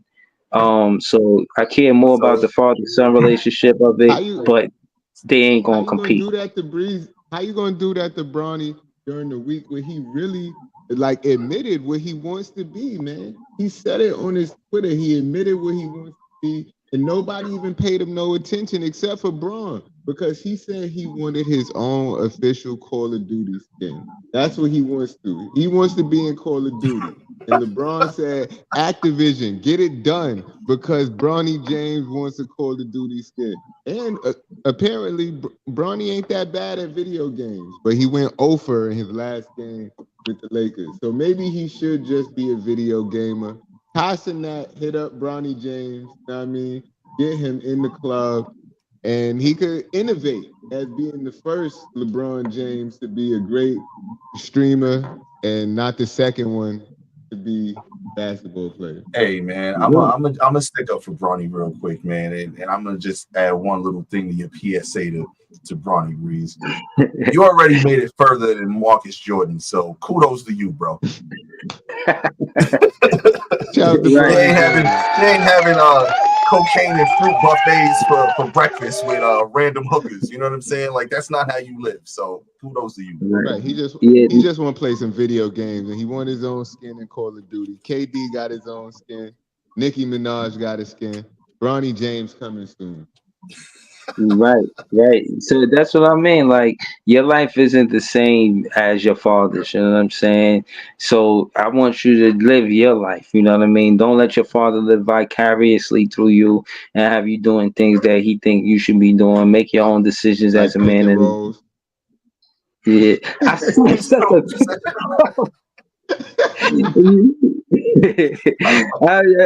that was a screen, not a pick. Like, listen, man, take. I don't want to. Do we want to see LeBron yell at his son playing basketball? I don't know, man. You know, he's yelled at his teammates before. He's yelled at his teammates whose mom he was having, was having interactions with his mom. So, if he's done that, he's gonna yell at his own son. You better believe that. See, that's why send him to the bench. Send him to the bench like he sent him to his room. Go to the bench. Listen, that's why I think honestly LeBron did him a disservice by bringing him into the Lakers. I felt like Bronny's going to be in the NBA. It should have been with another team. It's not a Ken Griffey Jr., Ken Griffey Sr. situation where it was a total opposite. Ken Griffey Jr. was the top prospect in baseball. The Mariners drafted him, and they happened to bring in his dad, who wasn't a bad baseball player himself. This, like I said before, this is all about LeBron's ego. You know what I'm saying? And that's that I think is going to be the biggest issue there, in my opinion. Yeah, and this is definitely part of his quest. That's why I said the Marcus Jordan thing, because it's kind of his quest to be like, here's another reason why I'm better than Jordan. My son actually played in the league, and we played together, and all of this, like, to feed his ego, man. That's all it is. Yeah. I'm not saying Kang happy. He could have went to Golden State. He could have went to the Bulls. He was playing around all summer. Like, I could go all these places, man. You better draft my son. And did y'all see that? Did y'all see that report that came out about Golden State, where they would actually seriously considering taking him with like the 55th or 56th pick? I forgot which one it was. Yeah. And out of respect for LeBron and what they knew LeBron wanted to do, they passed on him so the Lakers could take him at 58. Honestly, I would have done it though. You know how many LeBron Golden State jerseys or Bulls jerseys they would sell if LeBron spent his last year or last couple years? Lakers know that, so they're gonna keep him happy by any means necessary. Yeah. I wouldn't have really liked the ploy because how you say expectations might have been around LeBron's son, but just who Curry is, just the whole Splash Brothers or the Splash Cousins or whatever, you don't look at LeBron James and see a splash anything. You know what I'm saying? He more of a defender, and I think that he could have a good basketball career if he prioritizes defense. I don't think he has the same game his dad has, because he don't have the same size as his dad. You know what I'm saying? His pops is 6'8", 2'8". He was a freight train. You know what I'm saying? Bronny, he's not that as a little engine that could. That's the little engine that could. If he's a freight train, that's the little engine that could, man. You know what it reminds me of? I don't know if you guys follow boxing, but it was about 40 years ago. Joe Frazier was pushing his son Marvis to go out there and box, and it was like Marvis was not a boxer. Marvis wasn't ready for it, and they put Marvis Frazier into a fight with Mike Tyson not too long after Mike became heavyweight champion of the world. I'll leave it at that. Okay, you know what I'm saying? It's like sometimes That was his last fight. hey, listen, Grand opening, grand closing. yeah, pretty much, man. So it's like, you know, listen, sometimes you gotta let your kids do their own thing, man. You know? Yeah. Bro, No, listen. I want to say, as a father, right? As a father, no, as a son, yeah. There's, I guess, pressures your pops might put on you to be this way or that way. But if you're trying to introduce me to a sport and the first person I gotta fight is Mike Tyson, you're not doing me right as a father. Like, it's no way I should be in the ring with Mike Tyson. 0-0. The next contender will be fighting Mike Tyson. He has no accolades. He's right. He has. Go get him, champ. He has. Right.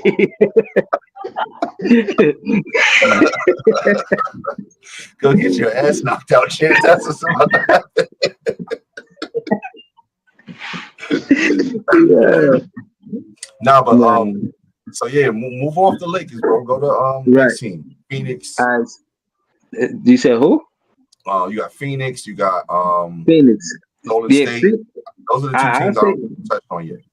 Right, Phoenix. I think Tyus Edney is good, but if we talking about Tyus Jones, bro. You going back in the days with Tyus Edney?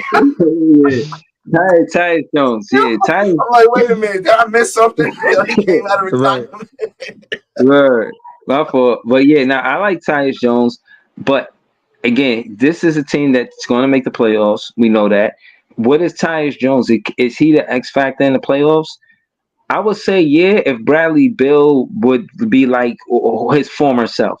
Bradley Beal, without Tyus Jones, stunking up in the playoffs. Booker, I think he showed up and showed out, but it wasn't enough. You know what I'm saying? It's not enough, especially when you got Ant-Man yelling at KD in his face, like, yeah, like wanting to smoke. Like, Ant-Man had black Air Force energy. Old nigga. Yeah, he like, came. Listen, I'm cooking you, old nigga. Right. Funny. Right. He had black Air Force energy. And you know what I'm saying? I just don't think the Suns will measure up to teams like the Wolves going into the next season. I think that they're gonna be a playoff team, but I think they're a second round exit. They might get past the first round, depending on where they land at in the first round. But they got knocked out the first round last season, so they might, like, that heavy on the might. You know what I'm saying? Emphasis on they may do it. That's not guaranteed. Don't quote me on that. I feel like Golden State Warriors, they might play it. You know, they missed on Wiseman. You know, they got a number one draft pick while Curry was there. Wiseman been all around the league, but he was a highly scouted. And when he got to the team, I think I don't remember. I don't want to quote and say Pete told me about him, but I do remember a big buzz about Wiseman and what he was supposed to do with the Golden State Warriors, and they missed on him. So I don't, with dude gone, what's his name going? The dude that did all of the drafting, him Bob taking Bob Myers. Well, Bob Myers gone. I don't know how confident I am in the Golden State's draft team. Especially when they missed on Wiseman as a recent. I think Bob Myers was there for that, but you know, that being said, yeah, I don't think the Warriors are going to be a good team. They might make the playoffs. They might be a playing team, have to go through the play in and then 7-8, they play 9-10 and all of that stuff like that. I don't see them as a good team. So hold on, that's the Warriors, the Clippers. Okay. Yeah, that okay. That was Lakers. Yeah. Who you got winning the division? I would say that the Kings will win the division. I don't know if they're championship. So over the Clippers, yes. Over the Lakers, Kings, Clippers, Lakers, Suns, Warriors. Yeah, you got the Kings. Wow. yes, I got the Kings winning that division. Yep. All right. You got as the worst team in that. Jay, who you got winning that division? What you got that division looking like? And I don't know. I don't want to say the Suns. Don't want to say the Clippers. want to say the Kings too, I guess. Yes, because I don't see. I don't know. I just see that these dudes is not as good as advertised. Even though I feel like the West is stacked, I just feel like I don't believe in KD and them. KD ain't taking nobody nowhere. And the Clippers, James Harden ain't taking nobody nowhere. All right. Right. And Will, when you said you had taken have a two-seater, man. They ain't taking nobody nowhere, man. They not bus drivers. They got a two-seater. Who you got taking a division? Got a motorcycle. Listen, I'm gonna go. Like I said before, I'm gonna go with Sacramento. I think Sacramento is the cream of the crop. I think that Phoenix and the Clippers, both can still be playoff teams. I think the Lakers and Warriors are gonna be fighting for that one of those play-in tournament spots. And honestly, it would not surprise me if one of those two teams that I just mentioned missed the play-in tournament altogether as well. It really wouldn't. Between Lakers and who else? And the Warriors. Oh yeah, definitely. Warriors, I don't think they're honestly competitive. I don't think what's going to happen is Steph is probably going to get hurt, not to wish injury on nobody, or they're going to fake an injury on him. They're going to be no limit soldiers all year. No limit soldiers. I can see that possibly happening too. Like, honestly, my 2 cents on Golden State is this, and it's about to get a little bit rough here with what I'm about to say. But honestly, I think that the consistent or continuation of the exposing of Steve Kerr, the coach, is going to continue this season. And what I mean by that is this. Breeze, you made a point about James Wiseman. I don't think he failed. I think Steve Kerr failed him. I think Steve Kerr is failing Jonathan Kuminga currently as we speak right now. I don't think Steve Kerr knows how to coach any different way than the freaking handbook that Mark Jackson left him as he walked out the door, or got kicked out the door, I should say. I don't think Steve Kerr is really a good head coach. I think it's getting exposed because as those players get older, he doesn't know how to change that system and adapt to what he does have. And that's why that team just looks worse and worse the older they get. And it's not like the front office is not getting him lottery picks to retool that team. He's just not getting the most out of those lottery picks. And that's totally on him. And so you don't think he good for the big man? He can only coach guards? I'm not saying that. I'm saying he doesn't know how to coach. I'm saying Mark Jackson, we all know he inherited Mark Jackson's team. It's not like he totally revolutionized how they were playing. They were basically playing the same way underneath Mark Jackson. So all he had to do was basically maybe sprinkle in this little ingredient or that, but he already had the ready-made cake mix, so to speak. He didn't have to make that cake from scratch. And now that some of those ingredients that was in that ready-to-make cake mix, now that they've gone expired, for lack of better words, he doesn't know how to go into the cupboard that the front office is restocking and now take those ingredients that they're restocking that cupboard with. He doesn't know how to add that into the batter and then make a new cake. And Mark, going back to how we started talking about this division, like I said, they're still trying to win like they did in 2015, 2017, 2018, man. It ain't happening, man. You know what I'm saying? It's done. Listen, that style that you guys won with, it ain't working no more. It's over. So I think that this year, he gets exposed even more. And I think, the time is, it's only a matter of time before he's out of Golden State. So I got them pulling up the rear in the division for sure. And then the Lakers, they're going to struggle, man. Let's be real. They're going to struggle. You got a first-year head coach coming in and having to deal with the media circus that is already the Lake Show. And now once you add Bronny into the equation with the whole father-son thing, you got a first-year head coach having to deal with that. That's first and foremost. Second of all, this first-year head coach can be a little cantankerous when it comes to certain things. We've seen him on ESPN getting feisty and snappy with a bunch of people. So now imagine when he's on the other end of the spectrum to where now those questions are getting fired at him. He's pissed off and doesn't feel like dealing with it. He's going to have a lot of stuff to say. And I think that's only going to create even more of a negative kind of circle around the Lakers situation. So I see them being a 500 basketball team, struggling and scrambling to try to get into the play-in at the end of the day, which I don't even think that's gonna get it done in the West. I think you're gonna have to be closer to 47, 48 games to be a play-in team in this Western Conference coming up this year. Next, I would probably have to go with the Clippers coming in third. I mean, they haven't done much of anything. Shame on the front office for letting Kawhi Leonard leave that situation, knowing that they were moving into this new stadium. Like, there is no way that, not Kawhi Leonard, Paul George. There's no way that you don't bring both of those two together. Two kids from the local area. You're opening up a new arena in Inglewood. They were supposed to do whatever they could do to salvage that. They clearly didn't. I think part of it is because they don't put a preference on winning.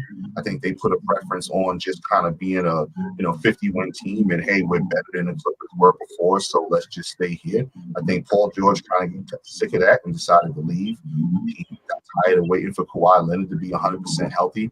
Any situation that James Harden has been involved in over the past 5 to 7 years has been pretty nuclear, to say the least. So throwing him into that equation didn't help anything with keeping Paul George around. I would have much rather for the Clippers to have Paul George and Kawhi Leonard going into that building, James Harden and Kawhi Leonard going into that building. So they'll finish third. They'll be a 48, 51 win team.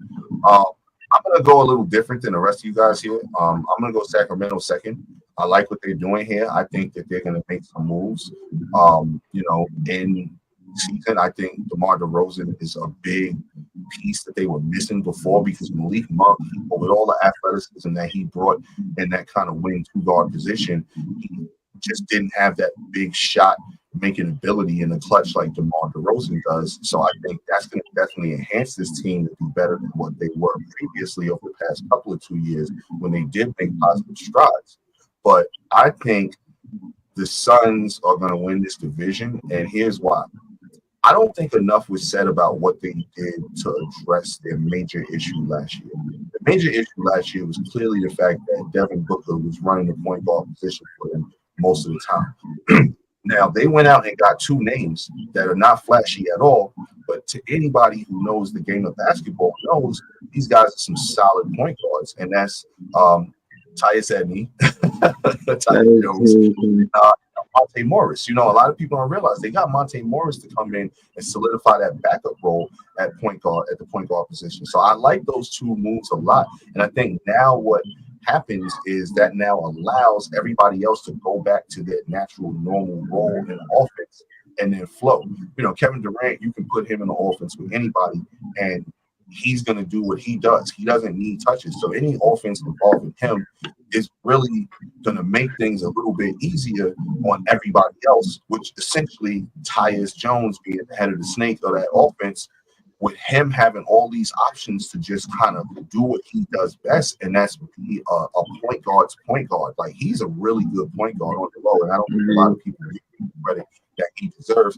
I think the one thing that may end up hurting this team in the long run, which is the playoffs, is the fact that nobody on that team is going to play any real defense. When you look up and down that roster, there's nobody who even put in the category of being a top 40 or 50 defender in the entire league. So I think that's where they're going to get exposed to the playoffs. But I think they've got enough firepower along with those additions at the point guard position to still come out on top and win that division by a couple of games. I think that's going to hurt them during the regular season. I think the regular season will be fine. Playoffs is, I think, when they get exposed with that defense, because the series, when you're playing a team, best out of 7 games, you make adjustments. And that 1 game series, you probably, you play this team now in December, and then you don't see them again until February. You're making adjustments, but you're not making the adjustments like you're making when you play them on Tuesday night and you're seeing them again Thursday. So let's move ahead to the Southwest Division. And Jay, let's start with you, bro. What do you think about the Southwest Division? You got Houston, you got San Antonio, Dallas, the Texas trios, and then you also got Memphis and New Orleans. Yo, I ain't gonna lie. I like this division. I mean, But I know. That's why I came to you first with this one. I wanted to see what y'all was gonna say about San Antonio though, but I don't know. I like Dallas, man. I like Dallas.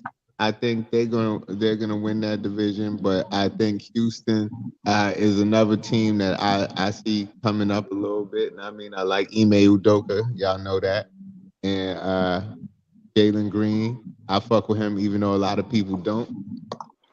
I went to a game at the Barclays where he fucking whooped our ass. I was sitting in the nosebleeds too, and all I saw was a puff of hair just flying around the court dunking. I'm like, who the fuck is that puff of hair? And I think that was his rookie year, so he was dunking all over the place on us. But I fuck with Jalen Green. But like I said, Dallas, and I'm rooting for Wemby. Now I mean, now that they got a good they got Chris Paul over there, and what's the other young point guard they got? They drafted somebody, a young point guard. Reed Shepherd. Yeah, he's pretty Reed solid. Shepherd, yeah. So I feel like they're gonna have Chris Paul over there mentoring him, and as long as you got somebody to feed Wemby in the right places, you're gonna be you cooking with grease. And then who else you said? I forgot who else. Memphis. Nah, Memphis is the return of Ja Morant. Nah, I mean, yeah. Nah, See, I mean, that's niggas is coming. Right, NBA young boy coming back, man. You already know what it is, man. And yo, this is my thing that I feel like for this year. I feel like NBA young boy is coming back to take his spot back from Anthony Edwards. Anthony Edwards got comfortable in Ja Morant's spot in the past year and a half, and I don't think Ja is happy about that. I don't got no inside information, but from the outside looking in, I don't think Ja is happy about Anthony Edwards taking his spot, and I think he's coming back for that this year. What about New Orleans? New Orleans, man, DeJounte Murray is a sucker just because he be trying to play my boy Paolo, and I don't like that. They from the same hood. You should have respected him and respect his game and bring him in as an NBA player instead of trying to beef with the young boy. And I fuck with Paolo more. But I do think if they finally got a good point guard, but I like Alvarado too. But they got a more traditional point guard. Somebody need to feed Zion, man. And Zion need to stay healthy. You can feed Zion and he can stay healthy. That's gonna be tough. And then Zion get in shape. Zion in shape now. He lost like 30 pounds. Right. So I'm curious to see how he's gonna come out. But besides paying them strippers, and I mean Zion like trash. Nah, it ain't the strippers, it's the old it was the old video vixen, right? She's like 40 something. Yo, Zion apparently Zion out there doing a lot. So Zion just better be safe though with his money, man. Knocking up video vixens from the early 2000s, man. Like I seen her when I was in diapers, and I knew since then she was the one.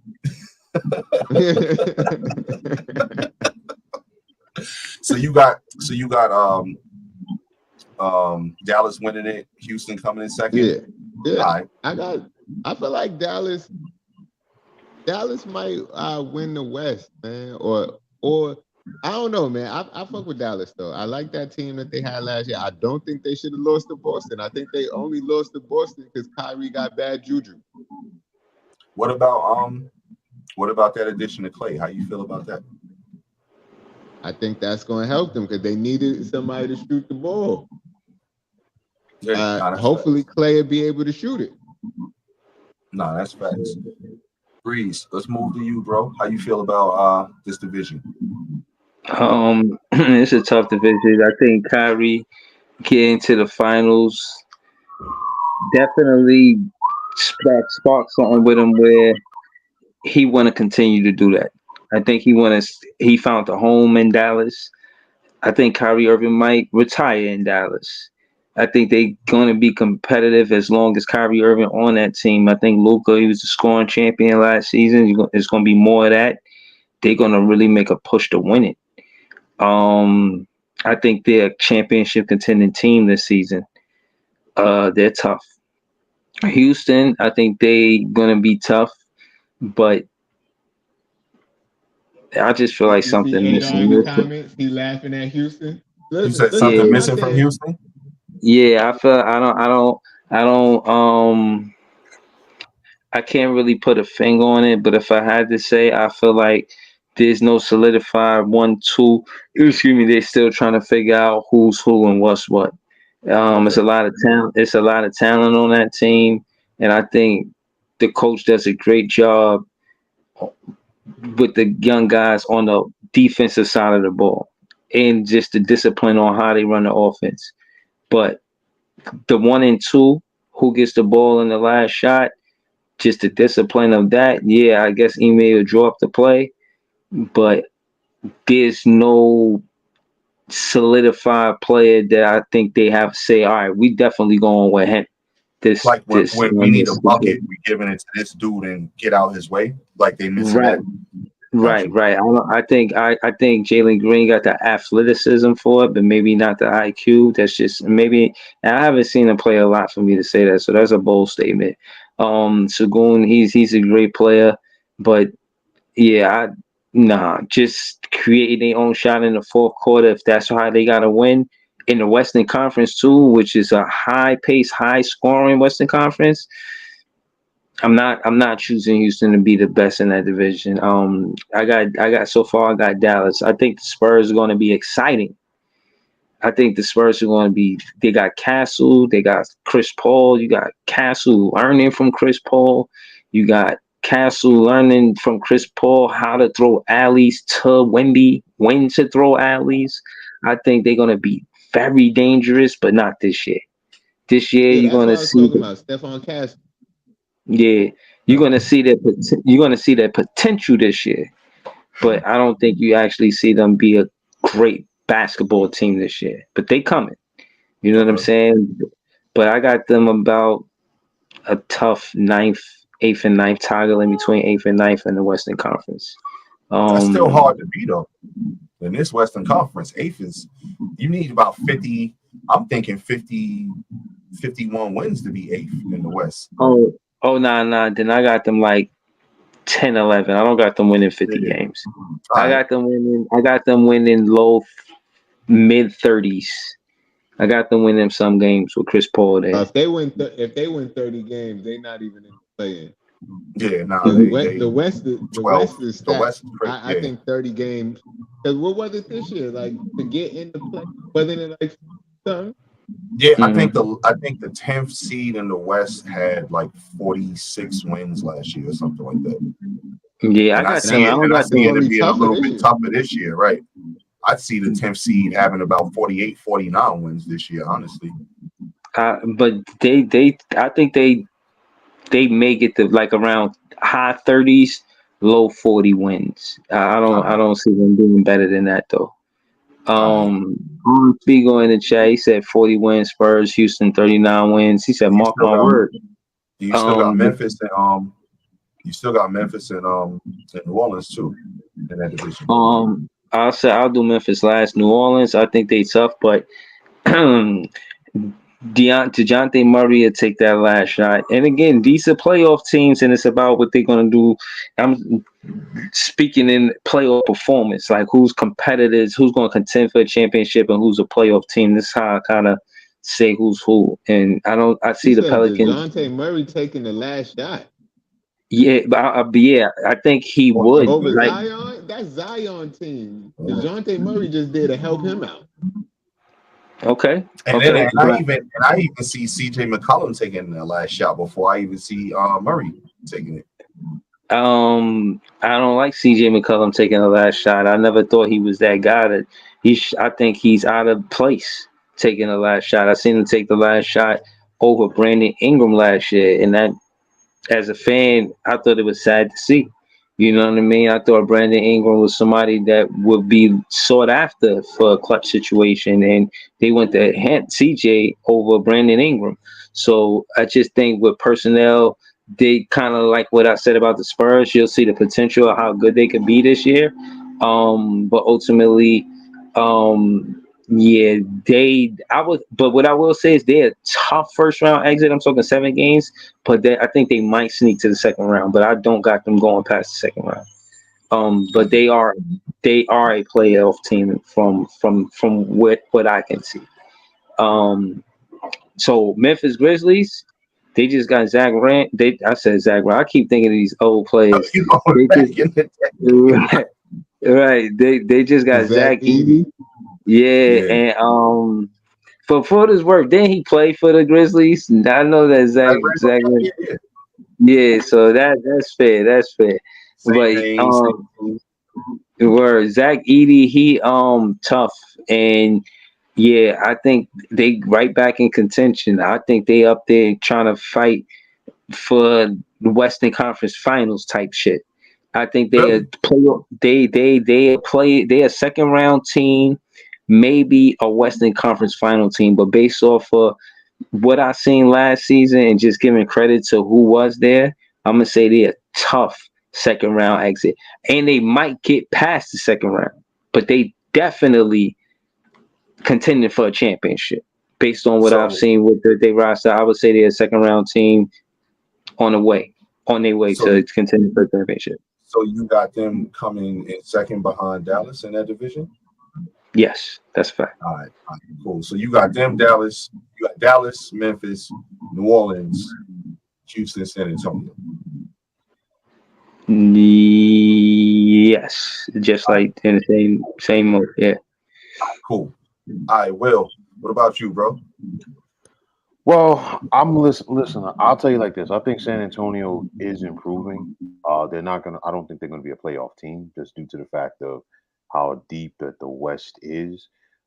Dallas getting Clay. Clay's gonna be extra motivated because he's got a chip on his shoulder with how things ended with the Warriors. And then, like to your point, they needed more shooting, and I think we saw that when they lost in the finals last year to Boston.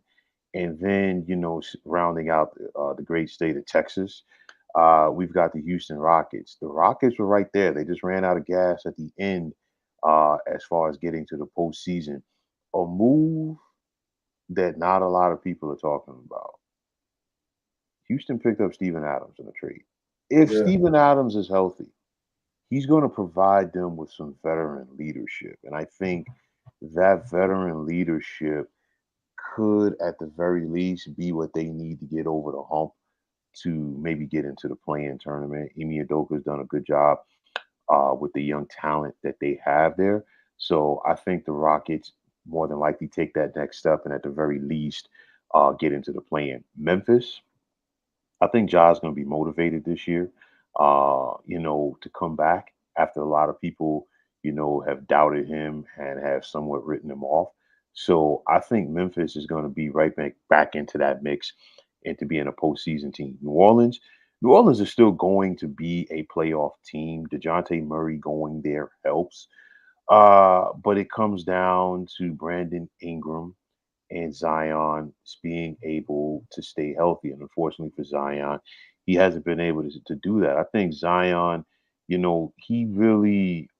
I think he needs to start taking basketball more serious. And I say it from the standpoint that he's been able to get to this level based off of his athleticism, his skill. But the thing is, everybody at the NBA level has athleticism. Everybody has skill. What are you going to do to work on it? Zion really needs to play better, in my opinion. Maybe between 250 to 260 pounds. There's a lot of good food down there in New Orleans. Gumbo, beignets, you name it.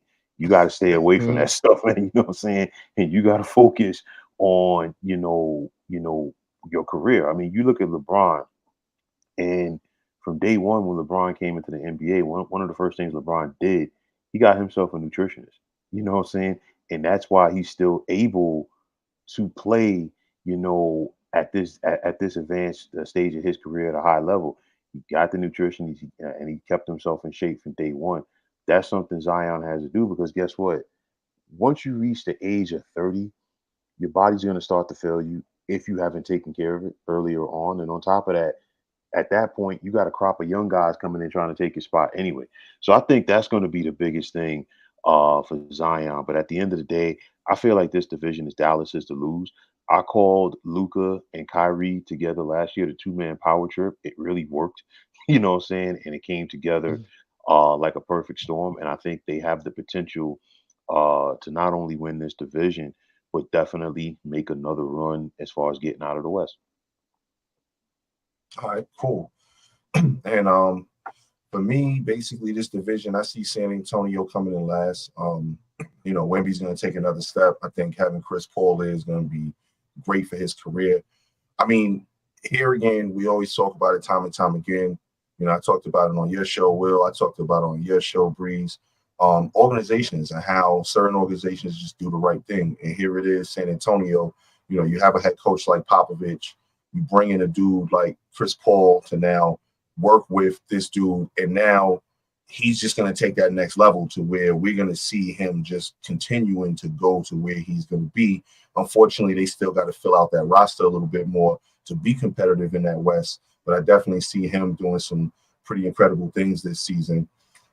Next up, I'm going to be a little controversial here, man. I got Memphis finishing 4th in this division, and here's why. I don't think Ja is going to come back and beat Ja right away just because of the type of game and style of game that he plays. Ja is not a high skill, technical basketball player. He's an athletic machine. And coming off the injuries that he's coming off of, the time that he's come off of, I don't think right away that's going to click from moment one. And as we've seen with Memphis, they have problems when they don't come out the gate firing on all cylinders. So I see them struggling from the beginning, and I see them to continue to struggle through the year. Do they have a losing record? I don't think so. I think they have a winning record, but I think at the end of the year, they're going to be fighting for a playoff spot right along with Houston. I see both of those teams kind of finishing kind of one game apart. I mean, maybe Memphis may finish 3rd, maybe Houston may finish 2nd. Fourth, maybe they flip-flop, but I see them being about a 1-game difference between those two teams. They're going to continue to take strides. Houston, Memphis is going to continue to try to figure things out, but I think that they're going to basically both be about the same team fighting for a playing spot. New Orleans, I like when Ja came back last year. When Ja came back last year, he was hitting game winners first night, getting straight back to it, man. I don't know. I don't know, man. I just don't see it like that roster. That roster's been through some transition. You know what I'm saying? Like they've lost a lot of pieces on that roster. They've gained a couple of pieces too. I'm not 100% sold on Edie in the NBA. We'll see how that plays out. I see another Big Country Reeves in my future when it comes to that dude. Honestly, I just don't see it in the NBA. I think he's too slow. I don't think his game translates to the league at all well. Jaren Jackson Jr., I think it's only a matter of time before he wants out of town because I think he believes that he can run his own team like a lot of guys do. And I see them kind of having chemistry issues with that dude there. And like I said, with some of the things that they've done, I just don't see it. Marcus Smart, it would be the veteran presence on that team. But I see him getting traded to a contender before the playoff deadline is over, in my opinion, just because I don't really see this team going far this year. And then New Orleans, I like the move that they made for Murray. I think that now you take more pressure off of Alvarado and let Alvarado kind of be the player that he wants to be. I think they were asking way too much out of Alvarado last year. And that's why they kind of faltered down the road. So now you bring Murray in there, you got Murray and McCollum in a starting backcourt. You move Alvarado to the bench where now he can be that energy guy off the bench as the super 6-man. And as you guys said earlier, it's going to come down to Zion and Brandon Ingram. Brandon Ingram is definitely nobody's number one. And I think that's the problem, that anytime Zion's hurt, he's being asked to be that number one. With Zion trimming down 30 pounds, I think that helps him stay in the lineup longer and finally be able to, do some of the things that he's been projected to do. So I see this team finishing a strong second in this division behind Dallas, with Dallas, being the top dog in the division. Luka and Kyrie, ideal backcourt.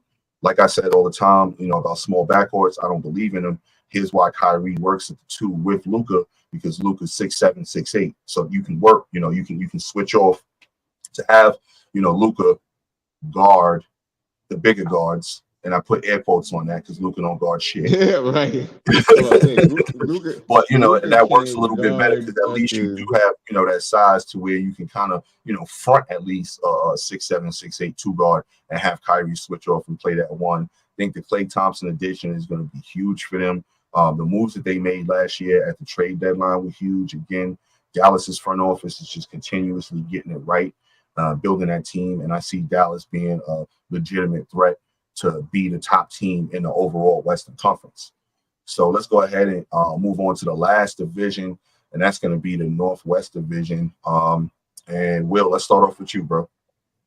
Wow, listen, this division is very interesting because I feel like the team who benefited the most from Karl Anthony Towns getting traded to the Knicks is the Denver Nuggets. Because I mean, for me, Denver already had a question as far as like, okay, replacing KCP, and I think Minnesota really helped them out by trading Karl Anthony Towns to the Eastern Conference because you had Rudy Gobert, you had Cat, and granted, they weren't the focal points of the offense, but at the end of the day, you still had 2 7-footers, in the middle of your lineup. So I'm looking at Denver. You got the one man walking triple double in Nikola Jokic, and it's not an empty calorie triple double with the Joker. Why? Because that dude makes everybody around him better. Because that dude might only have 17 points in the game, but then if he has 13 rebounds and 15 assists, more than likely you lost. If you're the team that's facing the Nuggets, you still got Jamal Murray, you still have Michael Porter Jr., you still have Aaron Gordon, and they brought in Russell Westbrook. And for me, the thing with Russ is this: are they going to start him or are they going to bring Russ off the bench? Because I look at it like this with the Nuggets, they really don't need Russ in the starting lineup. I think they need to have a scenario kind of like where Russ was with the Lakers, kind of like where, once the Lakers realize they ain't going to work with him in the starting lineup, and then, a scenario of what they did with the Clippers. They primarily had Russ coming off the bench unless they really needed more bodies in the starting lineup at that time because people were hurt. So it's going to be very interesting to see where Denver fits into that narrative. But again, like I said, Minnesota really helped them out. And with that Minnesota scenario, I knew this was going to be a problem from the end of last season because you have two ownership groups there. You got Mark Lowry and Alex Rodriguez, and then you got Glenn Taylor. Glenn Taylor was supposed to cede um, the majority of the ownership stake to A-Rod and Mark Lowry. That didn't happen. And A-Rod and Mark Lowry are looking at it like this, saying, hey, listen, we are a small market team. And I've been talking about this from last season. That additional luxury tax apron is a game changer, especially for small market teams. And if you're Minnesota, it's the difference in you having to pay the luxury tax, and it's the difference in receiving money from the luxury tax. So they're looking at it, and which contract would you more likely want to move? It's Rudy Gobert's contract. Which contract is going to be easier to move? It's Karl Anthony Towns' contract, because at the end of the day, Cat has basically said that he was floored by that move. It's like, you're getting Julius Randle back from the shoulder injury. How's he going to fit in with the Timberwolves? I think Dante DiVincenzo, like we talked about earlier, he's going to play with a chip on his shoulder. And then you got Ant-Man. And I think last year showed what Ant-Man can do as far as putting the team on his back, because especially in the postseason, because Ant-Man got the Suns up out of there in a hurry. Okay.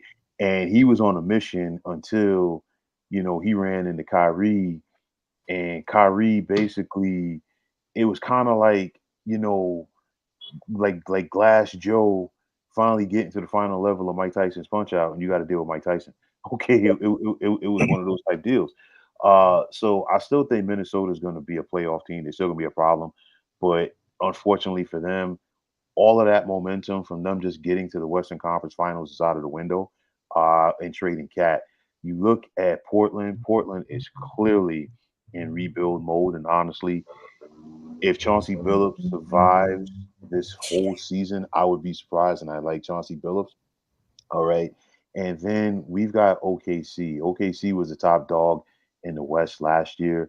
I really would have liked to have seen the Thunder get a vet at the trade deadline. They didn't because they're analytically driven and, they like to go with their young guys. And at some point, you're going to need a guy who has more experience in those postseason moments to get you over the hump.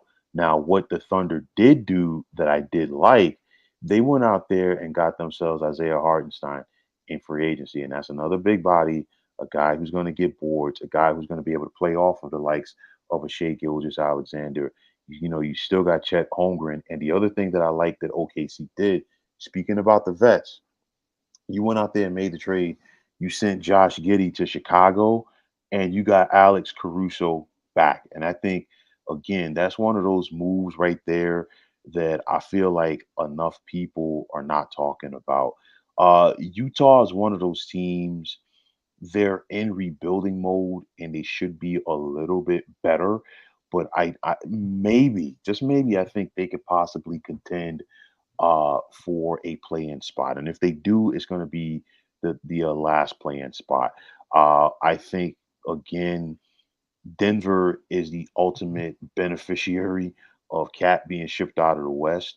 I like Denver coming out of this division. I think OKC still wins the division, but I think Denver, OKC, and Minnesota definitely will be playoff teams. Oh, yeah, definitely all three. And then I'll just kind of jump in real quick and start off from the bottom. Basically, worst team in this division by far. It's not even close. Portland Trailblazers. Like you said, they're on full limit soldiers. Right, full blown rebuild mode. Scoot Henderson out there.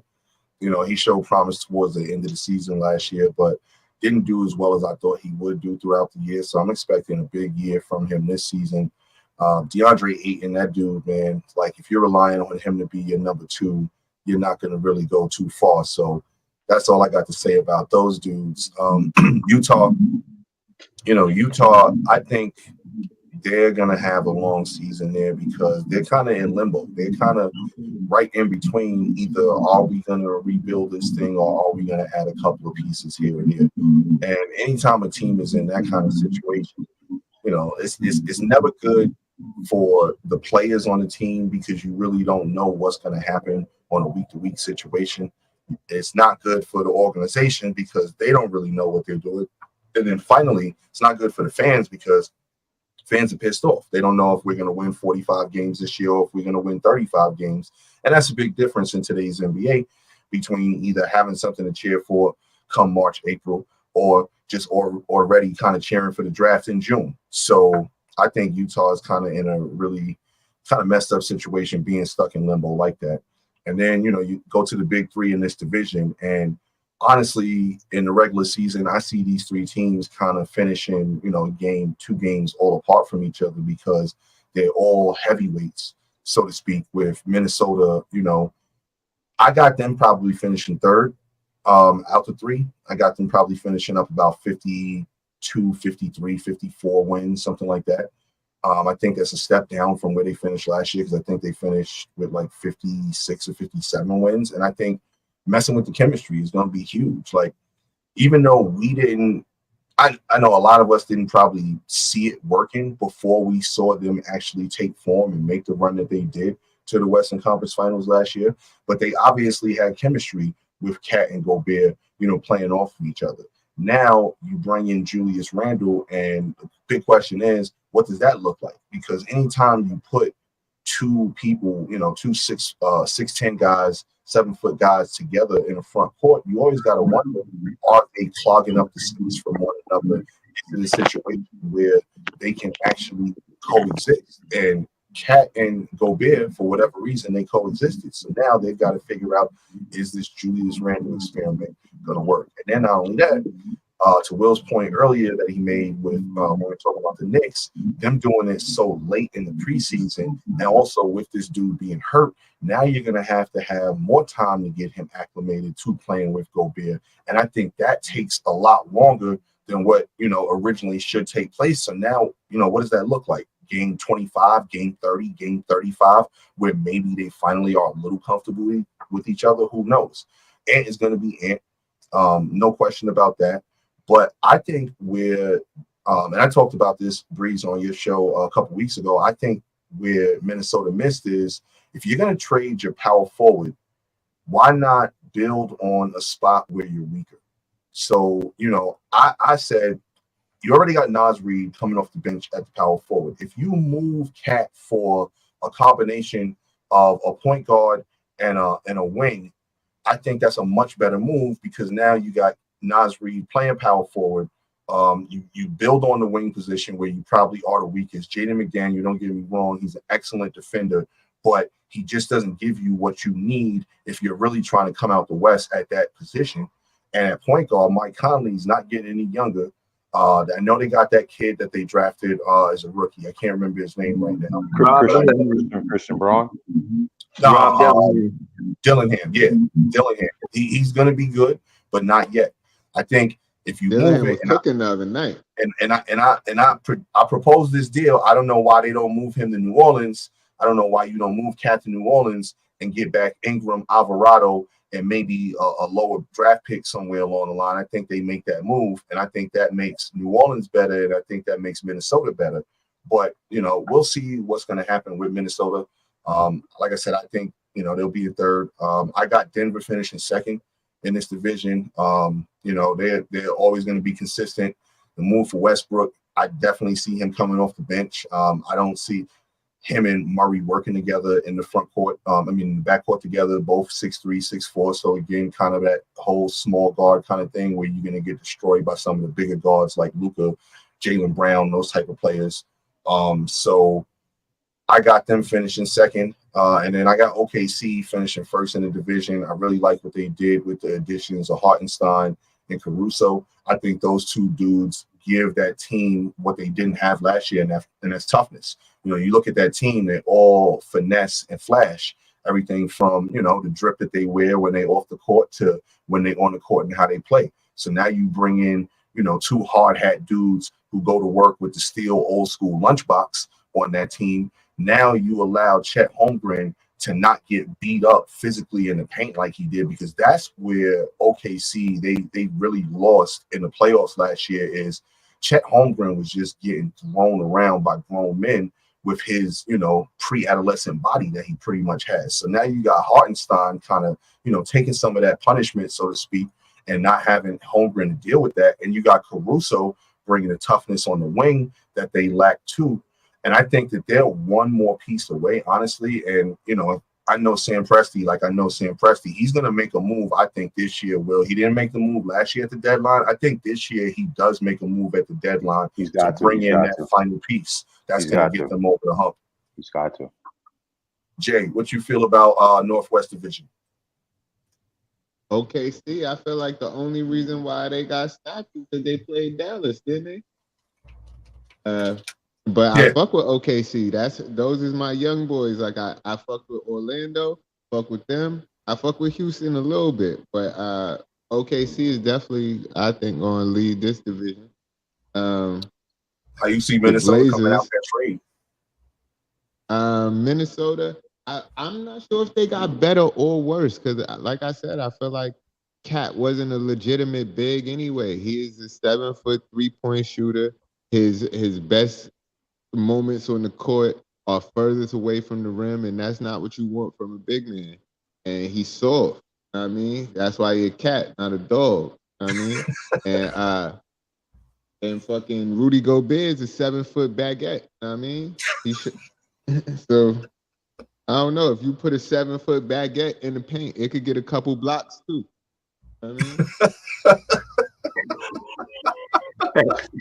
Oh man, that's wild, ain't it?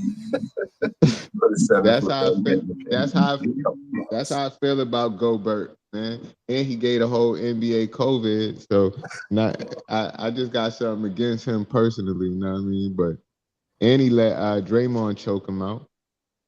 And Cat just stood there and watched it. See, that's what I'm saying about these two. That's why you couldn't really be scared of them. 2 7-footers let a 6'5" dude muscle him around. Yeah, like it's something wrong with that. But the Blazers definitely gonna be the worst team. They no limit soldiers. You know what I mean? Who else in that division? You said, my bad. And Denver. Oh, Denver. Denver is definitely. I feel like as long as you got Jokic on your team, you're gonna do something right. I mean, that guy is nice. So I don't know. They probably gonna be the second in the division. They just keep losing too many pieces I, year after year, man. I like the addition of Westbrook. I want to see what he do. I believe in Westbrook. Even though he's a brick sometimes, but I feel like if you utilize him properly, he still got some game. All right, Breeze, your thoughts on this division? I think Portland gonna be trash. I kind of like School Henderson. I wonder what's gonna happen with him. But other than that, I think even with the talent that they have, they don't keep it. They lost Trendon Watford. We got Trendon Watford. They lost Steve Hetzel. That was the assistant coach they had. If any of the pieces that they get, they don't keep. You see, they had Drew Holiday. You know, Drew Holiday didn't just go to the Celtics. He went to Portland first. So they don't really have no intent on winning. Like Jay said, they no limit soldiers. um, I and Denver don't have that Bruce Brown switchblade. I mean, you know what they call Swiss that? Not a Army knife. switchblade. Swiss Yeah, Army, Swiss Swiss Army Army. knife. every year they lose another piece, man. I'm telling you. Yeah, I think their starting five is incredible, but once they go to the bench, it's just going to be a lot to ask from Westbrook. Westbrook did a lot for this league. We talking about somebody who averaged three triple doubles, like back to back to back. Like he was his best basketball is over. I think he still has the desire to win it, but you know, just with coaching you can out coach Denver because they don't have the talent that they did with the chemistry. You know, when they won it that season, they had talent, chemistry, and they had veteran leadership. You know what I mean? You had KCP. They again just emphasis on them losing pieces that they would need for a championship roster. I don't think they have enough. I think they probably the third best team in this Northwest division. So hold on, that's Denver, You that's got Minnesota over Portland, there. You got Denver, Minnesota Portland. over there. Yeah, I got Minnesota over them. I actually like the trade. To Jay's point, you can't have two soft 7 footers. You just can't have that and think that you're gonna win. You know what I'm saying? Once Cat let Rudy Gobert get choked out, you know what I mean. Something had to happen after that. You know what I mean. So I think Randall Right. being there and DiVincenzo being there brings a toughness that was missing with a Cat and Rudy Gobert being the big men on the Yo, team. Breeze. You think Randall let Draymond choke Rudy out, or Randall do something Nah, about that? Randall looked like he this close to the edge. You know what I'm saying? He looked like Don't this push close, me, bro. cause I'm close to the Bro. edge. He like you know I think Randall he's someone that is more focused on getting a big contract because he lost out with the Knicks trusting them. So I think he's going to be sturdy when it comes to business. I think Randall's going to do everything in his power to get the biggest contract that he could get. I even could follow this up with a post game and a post game that I seen not a post game, but in the media after the trade. They asked him about that, and he said, "Yeah, he would love to stay, love to get a contract." You know, as you guys know, he was coached by Finch and with the New Orleans Pelicans, so he has history with Finch already. And the year that he left Finch, he became I think an All Star, All Pro, some shit like that, or MIP with the Knicks.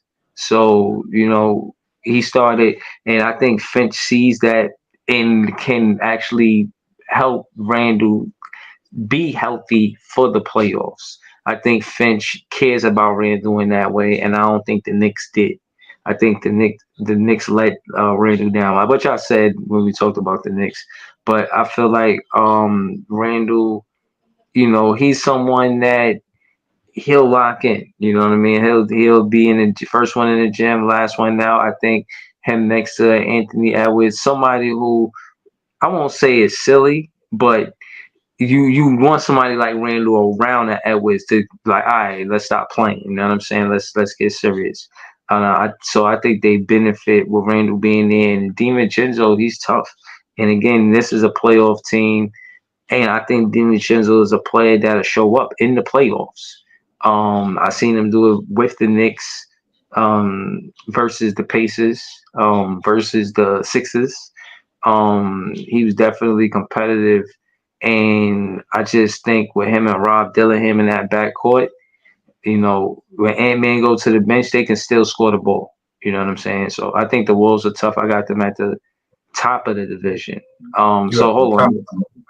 Just to reiterate, man, I feel like one of the things that made me respect Randall was when I heard the story about how Kobe said that KG couldn't back Randall down as a rookie, man. As a rookie, KG was trying to intimidate Julius Randle, and he wasn't going for it. And after the game, they asked, what did you think about how Julius Randle responded to that? He's like, he responded like a goddamn man, like Julius Randle, man.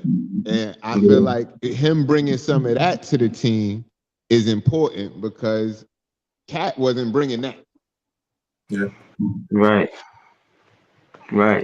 So where you got OKC? Oh, I'm sorry. I got OKC top. I put covered the Isaiah Hartenstein.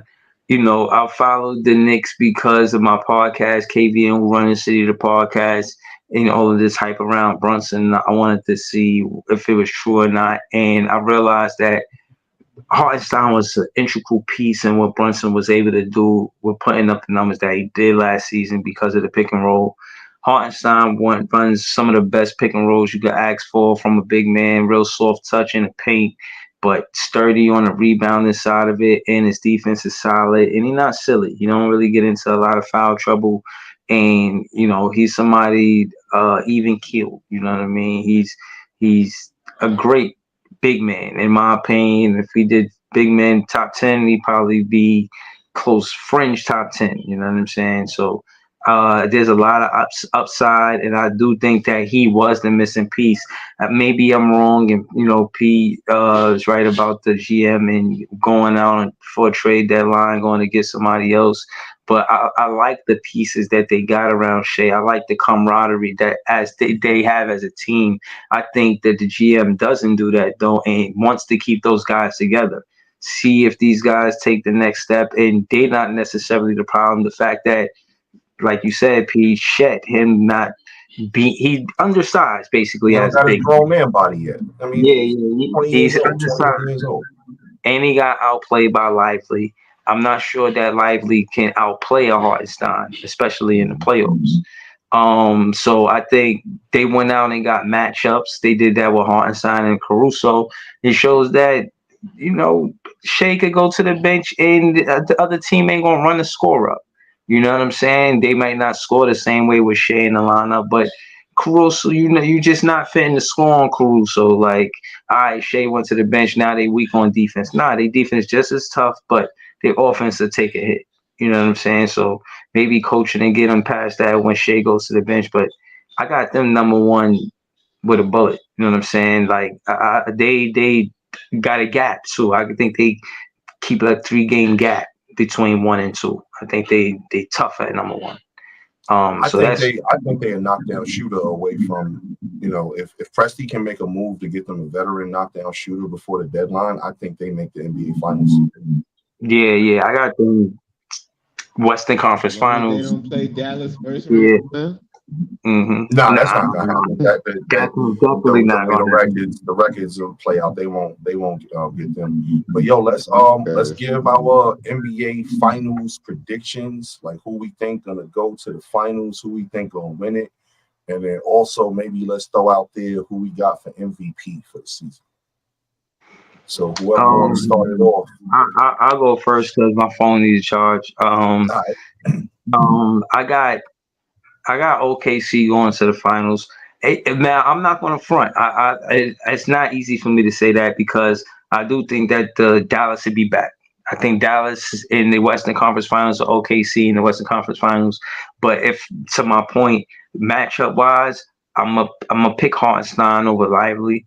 and I'm say Caruso could neutralize or slow down this version of Klay Thompson. You know what I'm saying? Yeah, Klay, he gonna be better than a lot of. He's a hard guard for a lot of players, but somebody like Caruso, I'm gonna go with Caruso defense over this version of Klay's offense. So I got OKC in the West, and in the East, I got Boston. So who you Clearly, I got got. taking it off? Huh? Who you got taking it off? I'm gonna say OKC because I want OKC to win over Boston. All right. First championship. That'll be another team with their first championship this decade. I'm with that. And who you got for MVP for the season? Luka. Luka? All right, cool. Luka. All right, cool. Will, who you got in the finals? Who you got winning it? And who you got MVP for the season? Finals. I'm gonna go with the finals matchup that we should have had last year. I'm going to say Denver, and I'm going to say Boston. And honestly, I'm gonna go back with. I think the Nuggets have unfinished business. I really do. So I'm gonna go with Denver to get past Boston for the title. And MVP, I'm going with Ant-Man. I think now it's clear that he's going to be the focal point of that offense in Minnesota. And Ant-Man has that edge to him as far as like, you know what? Yeah, I want to score, but we saw it in the postseason. He's not afraid to take on the opponent's best player at the defensive end of the floor. And I think that accounts for something. So I'm going with Ant-Man. All right, cool. And you got Denver winning it all, Ant-Man MVP. Jay, who you got going to the finals, winning the finals, and the MVP? I don't know. I Boston on the East, unfortunately, fuck them. And OKC or Dallas on the West, but I'm probably just gonna say Dallas just so they could get their get back. And as MVP, I probably still gonna have Joker, man. Joker is another MVP winner. Jokic, man. I think he's gonna be out there trying to do his damnedest. Like I feel like he cares about them horses a lot, but he don't like losing. I don't think this losing is making him feel good. So I feel like he's gonna go out there and try to win, and he's gonna put up a lot of numbers. All right, so Joker for MVP. You said you got Dallas and Boston in the finals. Who you got winning the finals? Dallas over Boston. You got Dallas winning. All right. Word. So I'm kind of fucking Chief Heller. I'm kind of on an OKC train this year, man. I think Shea wins MVP. I think he gets the MVP he should have got last year. He wins it this year. I got OKC going to the finals. I got them facing off Boston, but I think that's where the good news for OKC kind of ends. I got Boston repeating as champs again. Probably knocking off OKC in 6 games, possibly 7. They just don't have enough yet to match up with Boston. But I think if they can make the right move this year and build upon that, I think we may have a run of OKC and Boston in the finals for about 2 or 3 years, and a nice little rivalry going on. So those are my picks for that right there. Breeze, you got anything else you want to kind of wrap this up? We on your station, bro. Yeah, man. I want to say this was great, dope podcast, 2 hours. And shout out to Wills, and shout out to PSPN, shout out to ThisizJaytv. Hopefully everybody is subscribing to the page and liking the video. W chat, W panel. Hopefully we could do this again. But yeah, this was dope, man. This was dope. Ultimately, y'all check out my page, BigfanBreezy. Sub up to that. I was at practice in the park earlier. I got footage of Jadakiss performing. Y'all might want to tap into that. But expect more content from me and Jay and more collaborations between us. Hopefully that happens. And yeah, man, I'm ready for basketball, man. I'm glad we did this. And thank y'all for tuning in, man. Sub up and like the page. You gotta play the mission complete. Successful. Everybody respect points and aura just went up just for being part of this. Word.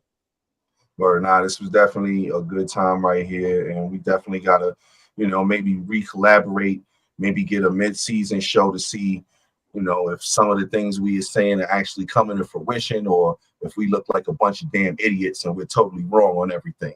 And then Breeze, we'll just throw the link to his page in the chat if you want to post that on yeah. On the description or something. But yo, we did talk about who y'all think getting #1 pick. Who's gonna be the worst team in the league? Yo, man, I hope we get the #1. Who's gonna be the worst team in the league with the #1 pick?